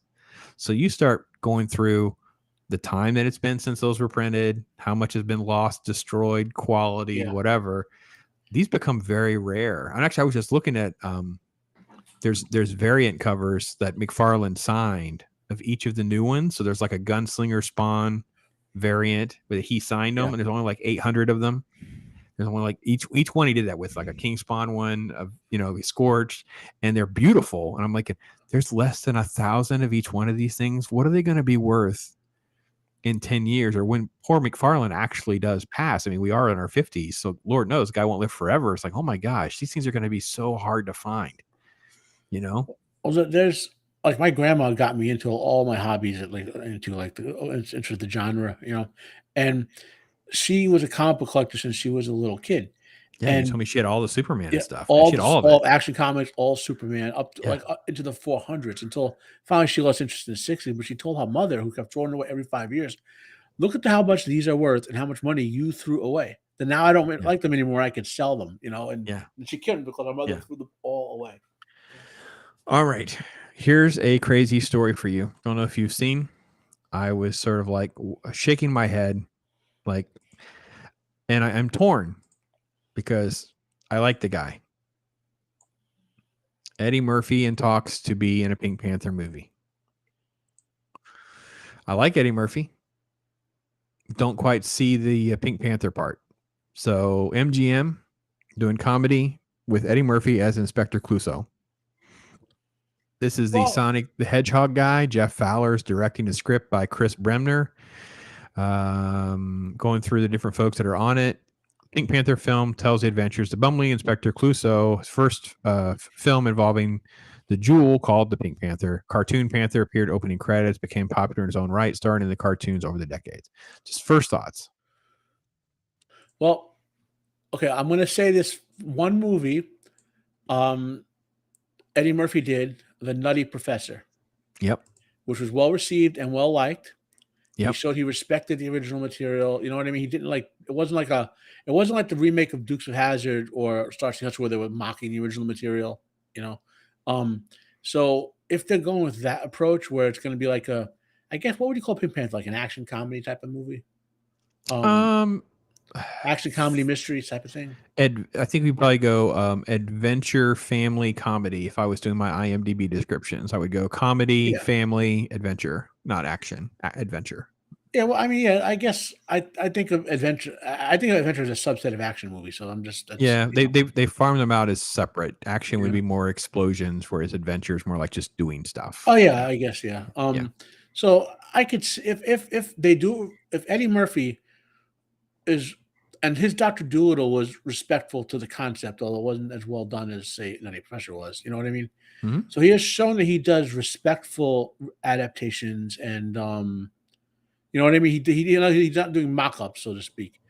So and it is saying he's in talk to play Inspector Clouseau, because I want to make sure I'm clear, because they are going to say that it's a live action CG hybrid that would combine both traditions, which is where I kind of was like, huh. The live action crew break him out of an animated prison to do a heist job.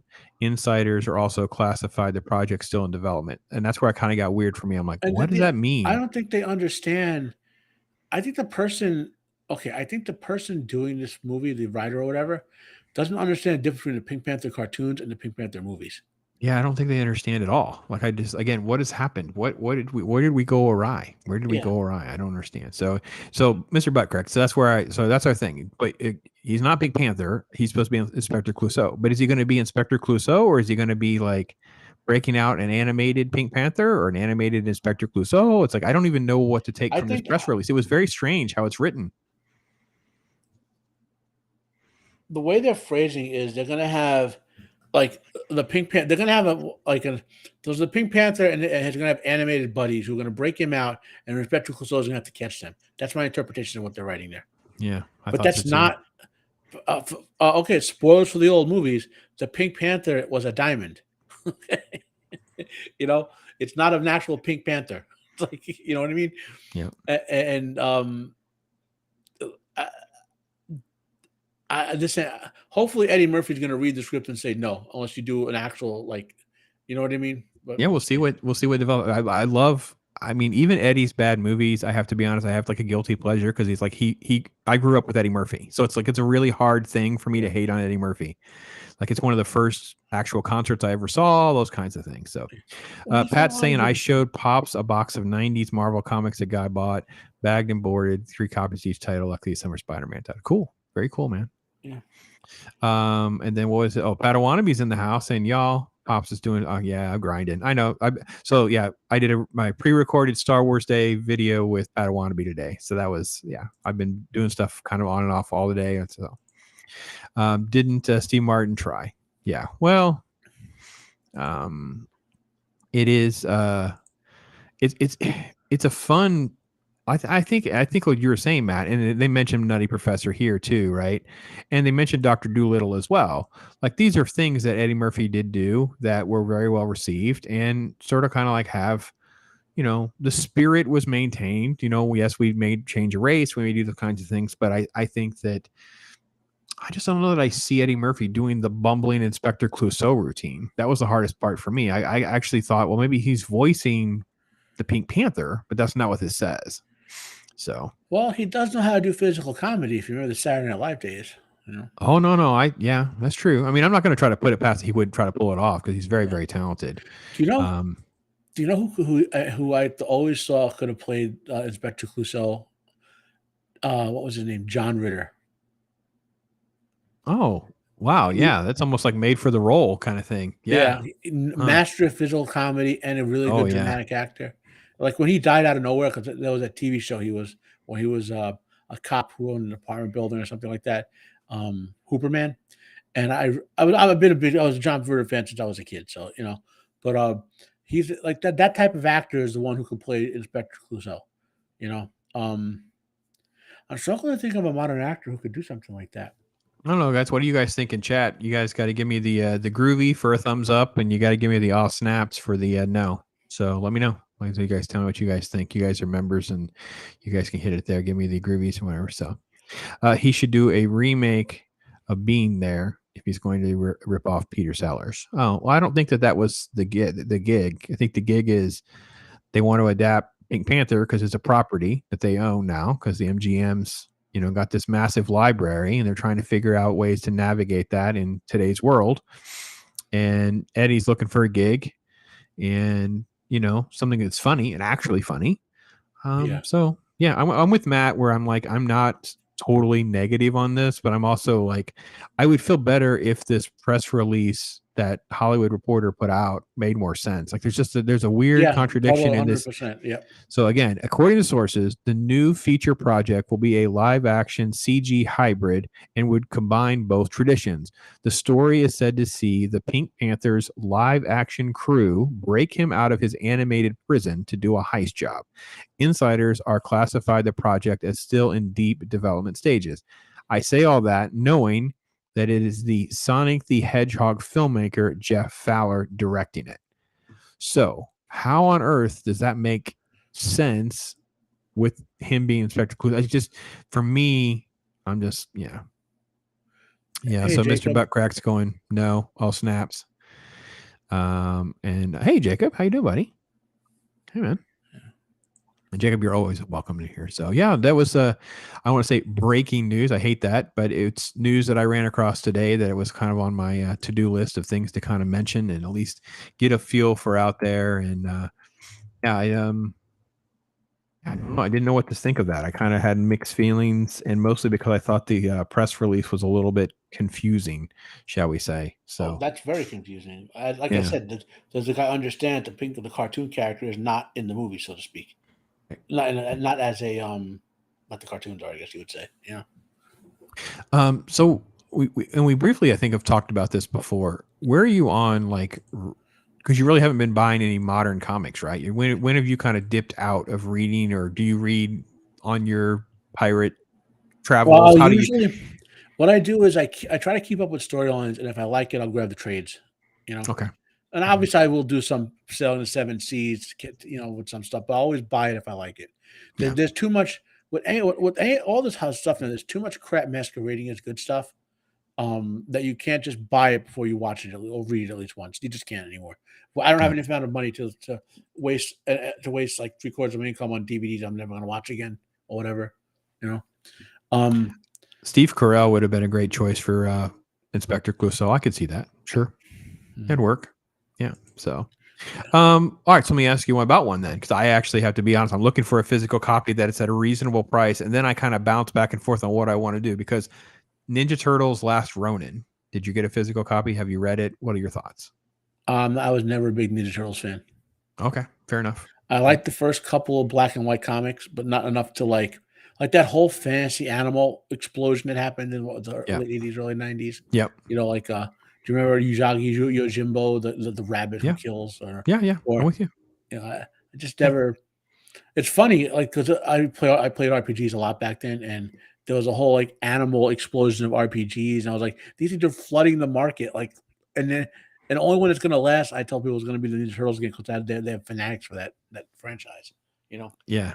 Well, here's what I think they did well. Just if any of you are curious about the Ninja Turtles, and I just did a very cursory Last Ronin thing because someone loaned me their physical copy, and I did enjoy it so much. And I will say one of the things that really struck me, Matt, was that when they did a certain element of the flashbacks, they were doing the old black and white style of art.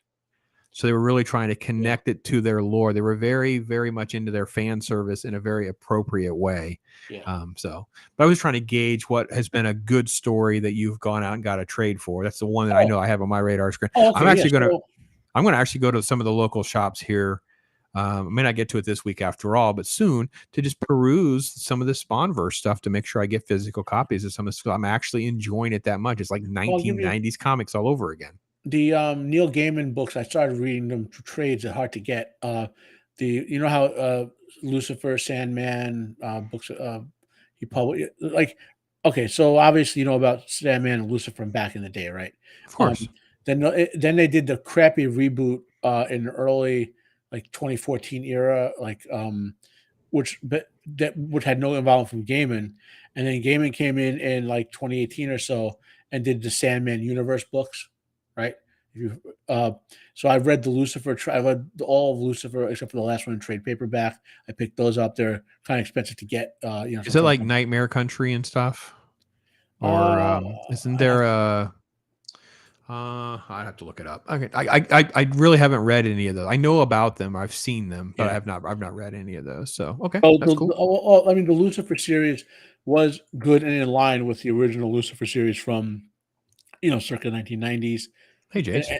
And not the bad one from like the 2014 when they tried to make him a DC Comics villain.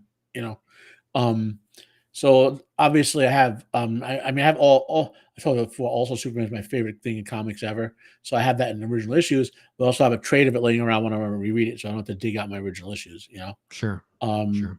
I have the Crow stuff. I just bought it. Is it anywhere around I could show it to you?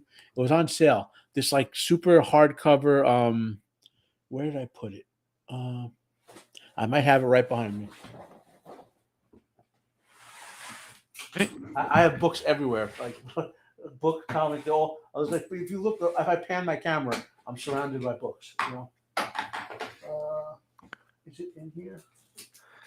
So I'm going to set this up while he's looking for it. Thanks for all of you guys being here and hanging out with us.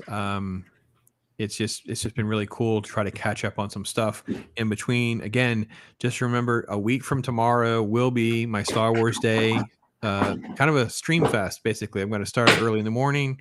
I have streams and videos, pre-recorded videos, premieres, reviews, all sorts of stuff. Encouraging everyone to kind of like tap in and grab hold of the positive elements of Star Wars. Star Wars Day shouldn't just be a gimmick day for corporations to sell us products that have a stamp on them or whatever. It should be a day where we can really honor an IP that kind of changed the landscape on so many things, whether it be comics and cards, sci-fi. I mean, so many of these creators were inspired by it all. So that's kind of the point of that day. It's not to get into modern politics of where the company is or what they've done. It's to focus on the stuff that we do love. And some of the folks that are in and have been here in chat, whether it be Jace, Padawannabe, or doing records with me to kind of help give you some interesting content for that day. So with that, I have another story, which I'm just trying to catch up on some stuff. These will be clips. Okay, so it's in a box I can't get to right now, but I'll link and show you what I'm talking about. Okay. Where's the share link thing? Is that add source in this one or share screen? No, it's the share screen. So it's the one that's got like a little screen with an up arrow in it. Okay, let me put it in its own window then.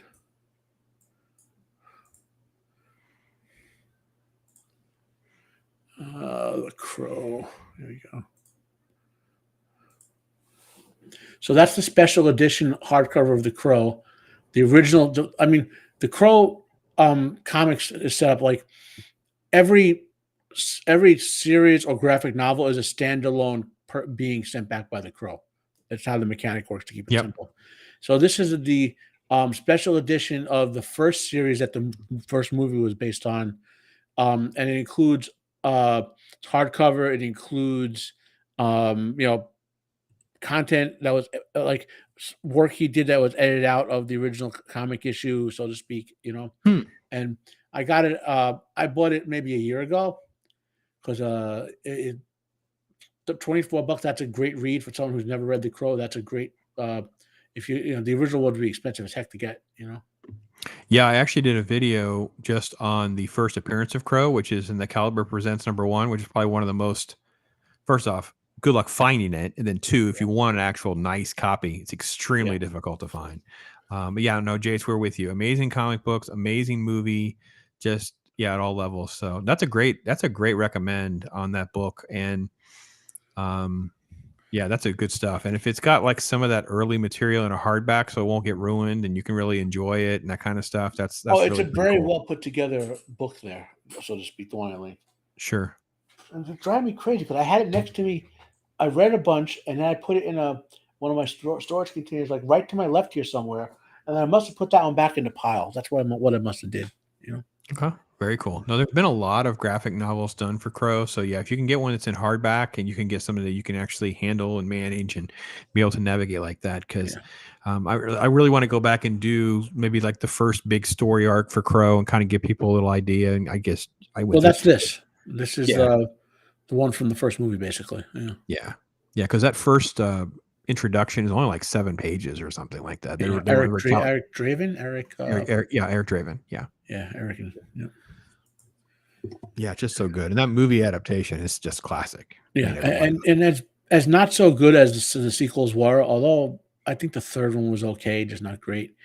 They at least fit the original concept where it was a different crow character sent back. You know what I mean? Right. Yeah. No, I agree. Not the mistake they're doing with the sequel that they're trying to remake, trying to put together. We're just going to remake the original movie and then try to have a series of movies based on Eric Draven. The irony is Ernie Hudson's alive, so there's no reason that you shouldn't just use him as your connective tissue to. I went through this with this other guy named Eric Draven. It's not even difficult to try to do that. Like it's so lazy to not do that. So was the little girl. She was a connective tissue from the first couple movies, and I think the actress is still alive.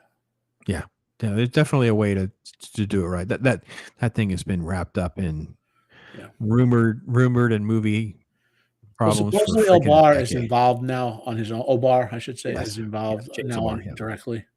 Yeah. So, I guess he wants to see it done one more time before he dies. You know. Only one movie. The others are nothing to me. Yes, I understand, Jace.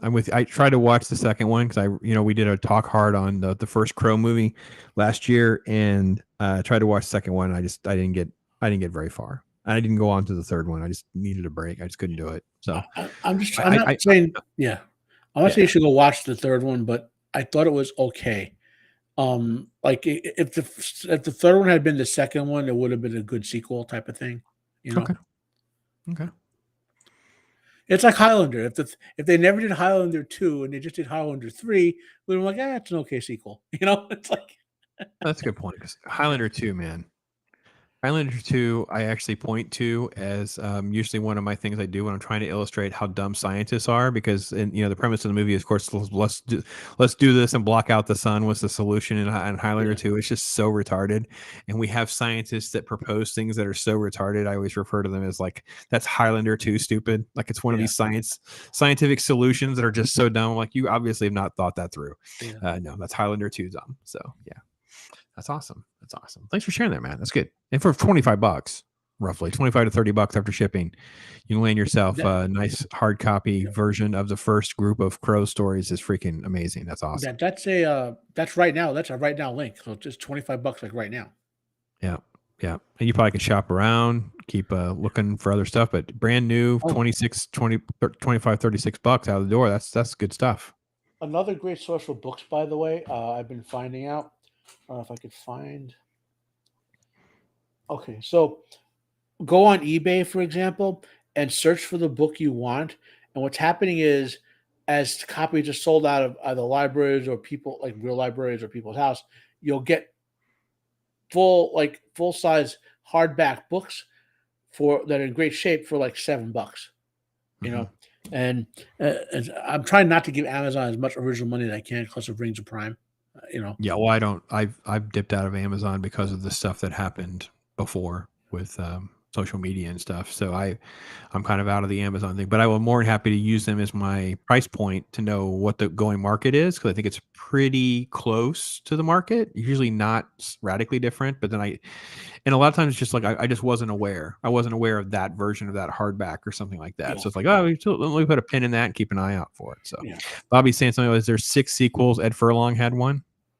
I don't remember. I thought there were 4 or 5. Yeah, I don't remember. I know there's a lot. I know they've been trying to get them off the ground. It's been in the works for a long, long time. So, heard a lot of fun stories. I knew about Bruce and Brandon Lee. A lot of fun stuff. Interesting. Yeah.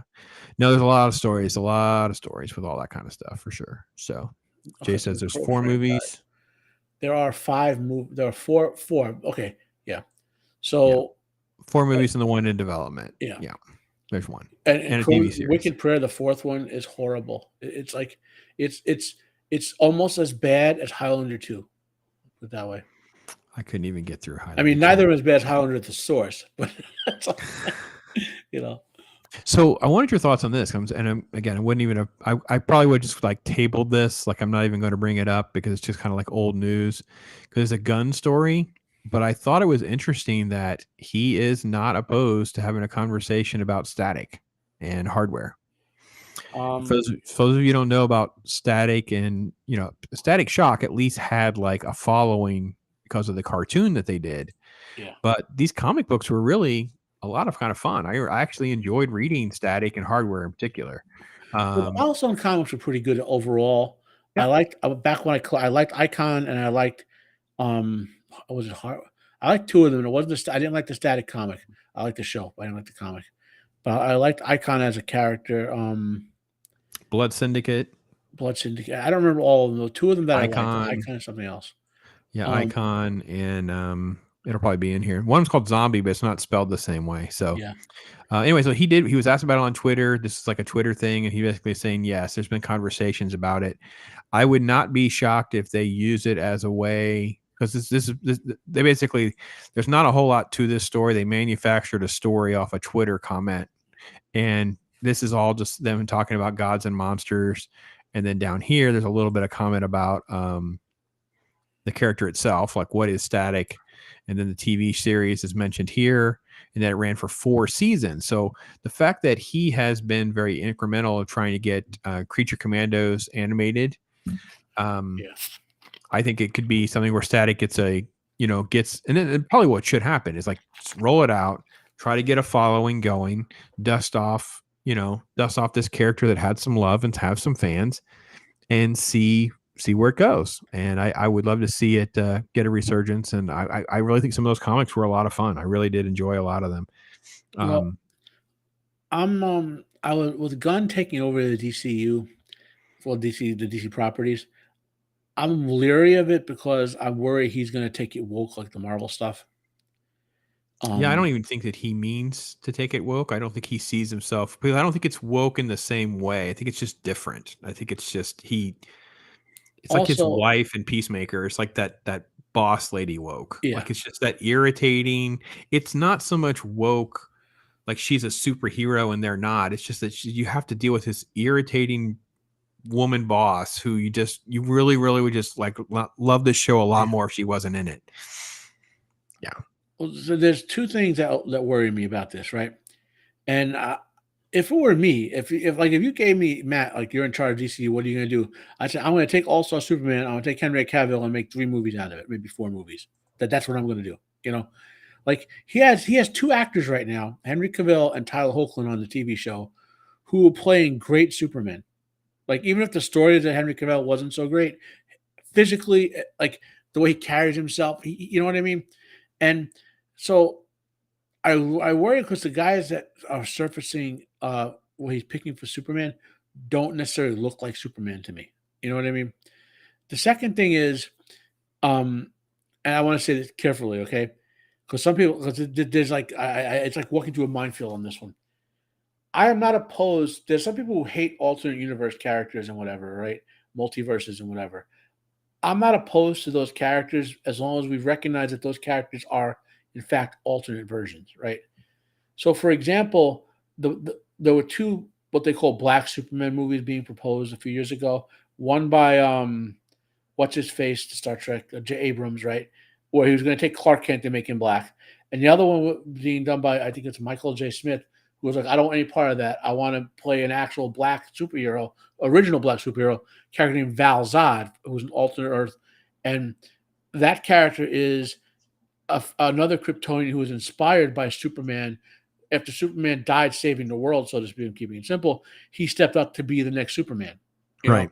So that character that story would work. Val Zod's story with Michael B. Jordan, that actually wouldn't have been the worst thing in the world if it's not in the shadow of Henry Cavill's Superman, which right now everything will be. Yeah. Well, the word was Jordan wanted to do like the comic where someone would play the original Superman and it maybe would open with him dying heroically, and then Val Zod has to step up. You know, I don't know if those were just the rumors. That's how it would play out. So, but Gunn here, supposedly there was a rumor flying about a week or 2 ago. I read maybe 2 weeks ago. Yeah, but it was 17th. It was around the beginning of the month. Where he might consider green lighting Abrams' Black Superman Clark Kent project. I don't know what's his name. Like Cal Evans or Cal Adams is the character's name or something. Yeah, that's the Ta-Nehisi Coates. Yes. Yeah. And I'm like, I mean, maybe he was just floating it to see what, you know, but that issue really irked me. Like, you know, you bad enough you have, you know, fine. We're not going to get Henry Cavill in a good Superman movie. Okay, fine. We lost out, you know, but do this character right, you know, and I don't know. I'm a Superman fan.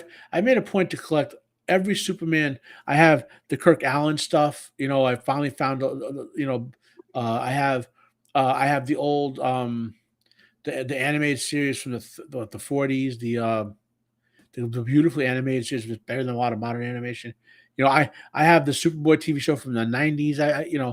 I have all of it. I've collected over the years. Superman to me is an iconic character. I enjoy even bad Superman. I tend to enjoy just because he's Superman, you know. And it just irks me that he was done wrong 2 times by Zack Snyder with Batman vs Superman and Justice League, you know. And now we might be getting him done wrong. I'm getting older. I want at least one more good Superman film before I, you know, go, so to speak. You know. Yeah, no, I understand. So when I saw this story, I thought to myself, I was kind of just a little surprised because it seemed like, well, listen, if you were in development doing this actually would be one that you could have put in that announcement that would have been interesting. Like, I mean, I know it's not necessarily gods and monsters, but you are doing, Brave and Bold Batman and stuff. So it's not like you couldn't have stuck a static teaser in there of some sort of project, and I think that would have been fine. I think that would be a good move, and I'm kind of on that category where I would like to see something. I don't know what that needs to look like, but I do think there needs to be something. So before I go on, I want to go back to what you were saying, Matt, and we can have a little fan conspiracy theory for a moment. Cause I'm of the opinion of this, because I was they caught me live on camera with Zach's, because obviously some of this stuff was transpiring. I was literally on camera with him when they were reading more tweets and things like that was unfolding in real time, and I was shocked. I couldn't believe how Henry Cavill was being treated.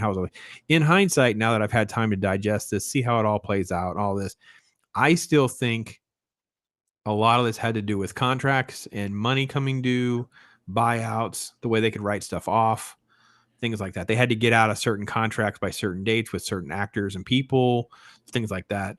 And they can all just fall on the sword and do whatever. I'm just not a big fan of Gunn outside of the creature stuff. Like, Peacemaker is okay. Well, but Suicide Squad, I enjoyed. Okay. Guardians is fine, but it's like that stuff I can see. Doing Superman, I'm like, I just don't see it yet. So he's gonna have to give me something to go on, and I don't even know how to get my head around that. But I think a lot of the decisions, and we just need to let all that Snyderverse stuff go, because the finances, I think, was the main reason why a lot of that stuff was done. Well, as far as James Gunn, I was never a fan of the Suicide Squad in the comics, so the movies never appealed to me.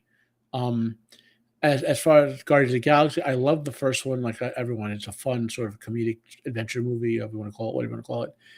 The second one I watched once, enjoyed it, and have no desire to ever see it again. And the third one didn't appeal to me at all. His other stuff that he did, I mean, like what did he do before any of that? Like a Scooby-Doo movie or something? It's trauma stuff too, right? I mean, Yeah. it's just all this kind of stuff that I don't care anything about. So again, I'm not in this camp like DC saved or anything like that. I'm with you, where I think that real fans and real passionate people, and if we can contrast this with like how I started the show with some of the Marvel news, it's like it's the same old scissoring hens that have no experience, hired. They were cast to do the Echo show. They were cast to do. It's like it's just the same old nonsense. And until I know for sure that's not happening with DC, I'm not about to hitch my wagon to the word hope. I'm just not doing it. I just don't. I don't have any hope. Not yet. I totally agree. I'll wait and see on it. I'm not black pilled like I am with the Marvel stuff. The only Disney movie that remotely interests me that's related to Marvel or Star Wars, any of the fantasy stuff, is Deadpool 3. You're so much more optimistic than me, because once I saw the creative team and stuff that's involved, I'm like out. Well, that's a negative, but Ryan Reynolds has shown he cares about the Deadpool character, and he's also shown he's in control of those movies. You know what I mean? Yeah. Well, So okay. there's a chance. That's why Deadpool has a chance, because of Ryan Reynolds. And he has earned respect through Deadpool 1. Like, remember, he's the one who took that project, because we all know what Deadpool was before that, right? Remember that atrocity in Wolverine Origins, was it? Oh, it's terrible. Yeah. Well, Yeah. I mean, and again, I'm not a big fan of Deadpool, to be honest. I have like my I have my one little window that I like a lot, and then it just become like so overdone for me. Like it just become a tired trope that I love certain elements of it. But the movies, I had a good time. Even the second one, I know people were like, "Oh, it's not as good as the first one." Well, it's fine. It's still better than a lot of the other garbage that was being created. So I had a good time. I just think that when it's under this whole umbrella, all of this, until I see it, I won't believe it's rated R, and I won't believe the original Scissoring Hen script is going to be cleaned up by a guy who's about ready to kill off Kamala Khan. So that's who's behind it. I'm like, okay, we'll see. I totally agree on that. Scripts matter more than anything, and you got a couple of They are, and by the way, I joke and use the words all the time about the scissoring hen. They are quite literally the scissoring hens, if you know what I mean. And Zeb Wells is the cleanup script guy, and it's like, oh, For those not my watching, by the choice. way, What's that? The Deadpool to read is Cable Deadpool. Is it Volume 1 from the 90s? Fabian Yeah, Mansell. the 90s stuff is where you That got to was stick. classic. Once you get like early 2000s, it starts to become this overdone, tropey, comedic stuff, and it's just Although the one exception is when Deadpool saved the universe in that What If from the symbiotes with his army of cybernetic dinosaurs from Antarctica. Do you remember something that? like that? Yeah, something like that. I was like, that's such a classic Deadpool moment. Yeah. Deadpool, man, did not care much for Deadpool 2 either. One was fun. No, I like Deadpool. I'm good with the movies. I'm not gonna dog on that. Domino got really flogged. I don't know about that. Well, she's all right. She's fine. So yeah, no, I think we covered a lot of ground, a lot of kind of stuff. You've been doing some stuff on your channel. I have to be honest. I've been happy. You're making me happy. Well, I'm getting back to, like I said, work. I got bogged down by work because of health issues for a while.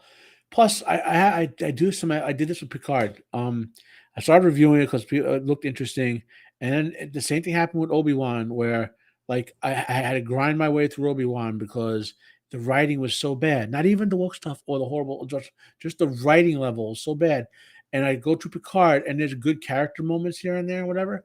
But the level of writing is so bad, it burns my mind out, and I don't want to do anything, So I took a little break. But now a show I'm back that I love. It's called From.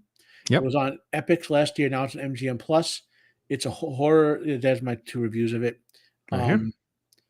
It's the second season's picked up right where the first one went off. It's very good, like it was the first season. I'll probably do the 3rd episode review tonight because I'm a little behind. I'm catching up there. Also, I'm gonna do some more trailer reviews tonight. There's a movie. I guess no one heard of this movie that came out a couple years ago called Extraction with Chris Hemsworth. It was a really good, like, dark action movie. Did you like it? Because it's one of those things where I kind of like had it like earmarked to see, and then stuff comes up and I didn't see it, and I'm like, I need to go back. Do I need to see it or not see it or whatever? So, well, I like military action movies, and to me, I loved it. I liked it a lot. Matt is also enjoying From. Okay, good to know, guys. Good to know. And I'll be doing a trailer review for Extraction 2 is due out really soon. Okay. So I'm going to do a trailer response to that probably the next day or two. And there's some wrestling stuff in the last few weeks, and then the Picard stuff that you were mentioning, that kind of stuff. So yeah, good stuff. Well, yeah, the wrestling videos are easy to do. And I like watching those old wrestling highlights. They remind me of my youth. It's like, yeah. And what else? There's some good news. The Conan series that Schwarzenegger has been trying to put through, Netflix is not going to do it, so they're trying to put it someplace else now. That's good news. Yep. And also good Conan news from, I believe it's Titan Comics this summer. It's a European company. Is it Titan? They're coming out with a Conan comic book series. Yeah, they have the license. Yeah. Yeah. So that's also good news. And all right, let's close out with something silly. Let's close out with something that I would never do. Let's do this. Let's do something like this. So I just picked something random that was really, really old. Never seen or read this before in my life. Have some fun. We're going to look through a live reaction to, when's it not going? There it goes. The Hoot Gibson 10-cent comic book. Never seen it before. It's it dropped in my bucket of things that are here for free, so I'm checking it out. So 10 center, Cactus Nell, Dry Gulch Trail, the Polka Dot Gang, Cowboys Cowboy. There you go. The Cowboys Cowboys. No man's ridden that critter before. Look at it, Hoot handling boss. Come on, Hoot, stick with him. That boy's got more gumption than a buck house full of cowpokes. There you go. I like the fact that there's not a lot of color back then.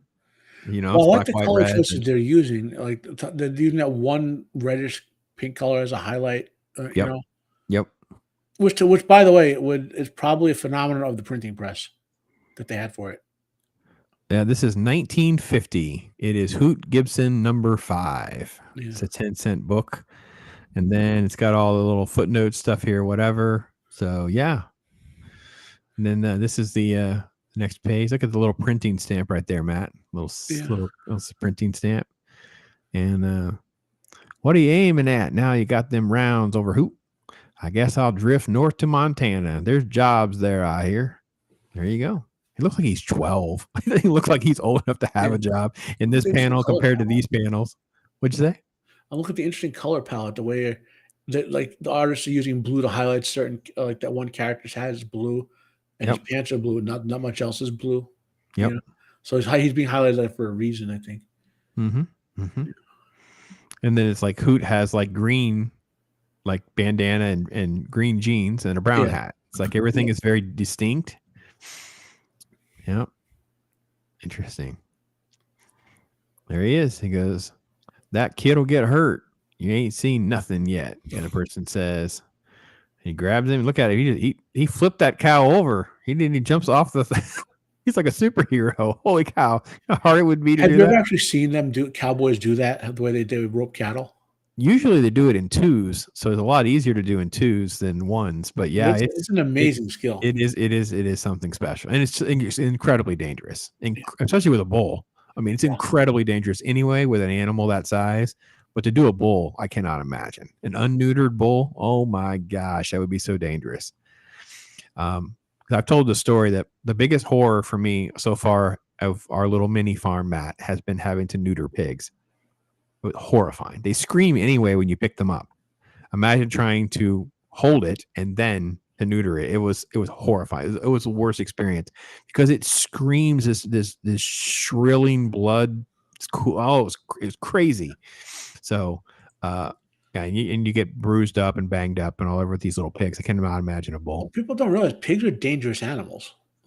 Yeah, we don't even have we don't even have big dangerous pigs. But I will tell people, like, I don't really let people near our boar because he still has tusks. Now his tusks, you don't really see them much because the way their jowls are. But he has tusks that are, several inches, and I don't think he would never, I think, hurt anyone intentionally. But if his mouth was open and he was making a noise and he kind of like brushed up against you, he could cut you. So we don't really let people near the board just because of that. Not because he's mean. It's just, they're just an animal. But a wild boar is not to be. Oh, look at the hat on this little kid. That hat is like an adult size hat on this little boy. Yeah. And the woman has a girl cowboy hat, with that little flare to it. It's got a little on the side to it. Yeah. Yeah. So they're roping. He's going to more work. Look at him. He leaps off the horse and grabs the bull by the horns. The winner of the All Cowboy Classic in the record time of 11 seconds, Hoot Gibson of the Double X Ranch. Hoot Gibson. Where else are you going to see a Hoot Gibson comic book review? Right here, baby. Well, all right. This guy's obviously the villain because he's got the mustache. Yeah. Yep. Well, he's got a yellow hat and yellowish pants. So he's evil, basically. Yeah. And Hoot just throwing some fists, man. He's got a first with the left and then the right uppercut. Yeah, he is. Oh, brother, that kid is dynamite, this guy says. Holy smoke, he laid him out cold. There you go. Hoot Gibson. Here's the second story. Who the artist is? I don't think it said on that first part. Let's see.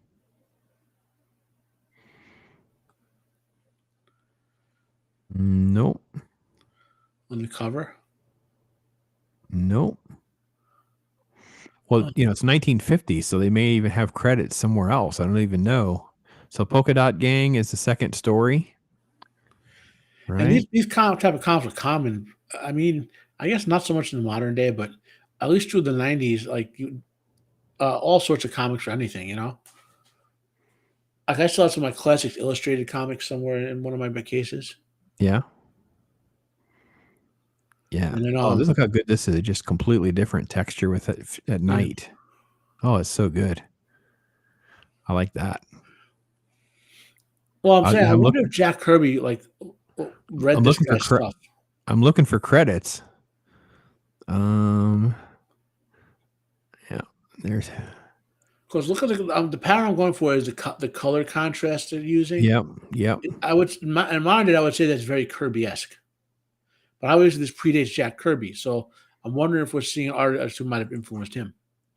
All right, we're gonna look it up and see if we find out. Hoot Gibson, number 5. Here we go. Somebody has a CGC 9 of this book. Holy cow! I can't even imagine. I mean, a 9 of a 10-cent comic book. That's crazy.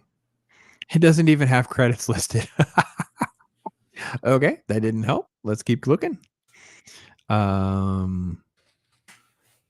Here's one. Let's see. Art is Wally Wood. Wally Wood. Yep, that's a name I remember. Wally Wood, if you could. Wally Wood, Jack Fisk, Joe Hogan. These are the people that were working on it during that time. So I just went to eBay just to look it up to see what the last one that sold on eBay sold for $260. Yeah. Yeah. They're not, I mean, you can find 10 centers of things that are like off, like not superhero stuff. Like you can find like, there was like a beautiful, like a 9.2 or 4, something, a really high grade book on like a 10 center. And it was like one of the knockoff cartoon things, you know, not like Betty Boop, but kind of like that type of stuff back then. And it was like this beautiful 9-something score. And it only went for like $400 or something like that. I mean, it's like the odds of having something like that, it's got to be the only one. There can't be very many. I didn't look up the CGC, but yeah. I found another auction that sold one of these things for $700. I wonder what it was graded at or whatever. Look at this. That's really good art. I like that. Look at that. Dry Gulch trail art, bang, bang, shoot 'em up stuff. Look at the details in the boots. 9.4 grade. That's very good. It's a very high score for a 10-cent book. Yeah. Very high score for a 10-cent book. And that's the thing too, that they're, you know, someone stashed it away and it got graded. And hey, if you ever get the opportunity to clean out your grandpa's attic when he passes, go for it. You never know what you find. Oh yeah, I know. Yeah, I've had a few of those moments happen in my life where I've been lucky enough. Actually, my dad just gave me I have some cards here. He brought me some sports cards. So I have not had a chance to dive into that. We can look at that real quick if you want. I don't know if they're open or not. I know the one thing is sealed because it's Jordan. Oh, I used to watch people opening boxes of cards on like YouTube, especially old YouTube, and they're like, I just bought 16 of these cases for $100 each. That means I have a 1 in 1,000 chance of getting a Michael Jordan card. You know, the Jordan card is worth like $3,000. Oh yeah, and they lose it on camera. How do I do just one? I don't even know how to. All right, well, bear with me. You're not gone. Hopefully, you can still hear. So this is it's a metal card. It's metal, and you got these. So inside there's like some sort of starting 5 thing. I don't know. I don't know what this is.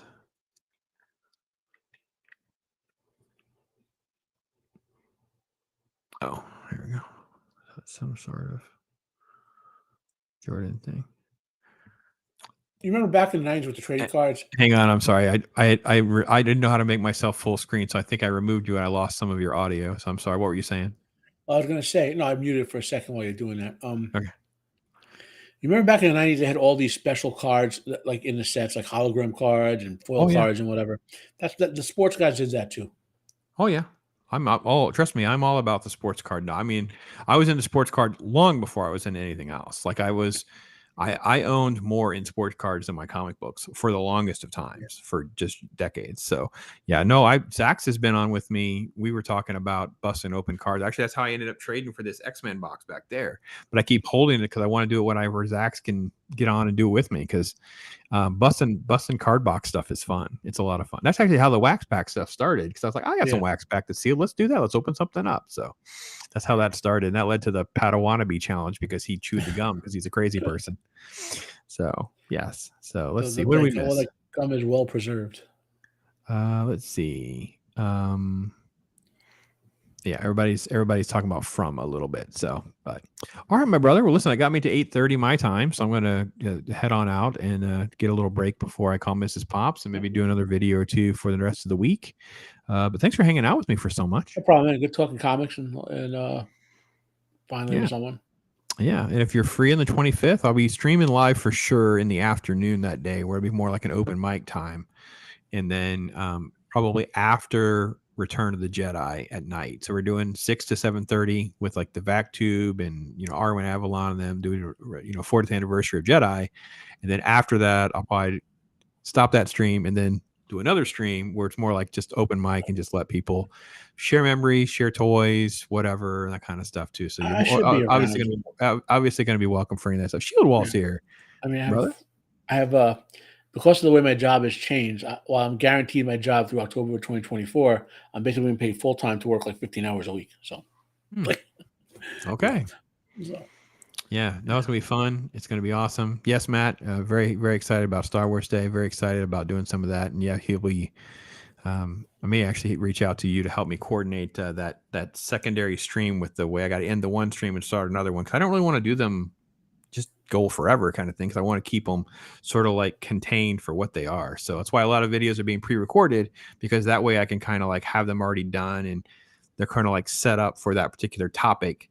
And that way they don't really have to have an expiration date for like Star Wars Day. They're just sort of there. And I know the algorithm's not going to know what to do with it. So the whole day it's going to be all whacked out on my channel because the algorithm's not going to know what to do. I'm going to be dropping 3 or 4 live streams, all these recorded videos and premieres, all in 24 hours. The algorithm's going to be like, I don't even know what to do with me. So I probably won't get any promotion on YouTube proper. Yeah. So it's going to be fun though. Yeah. Well, YouTube proper is in trouble. Yeah. Well, they're always. So, well, listen, it's been great hanging out, man. Awesome to see all of you folks in chat. And if you're catching this after the fact or you're catching one of the clips, thank you so much for watching. I appreciate you being here. Be blessed. Talk hard. Listen, make sure you make time to chill. Here's Bob Ross to help show you how.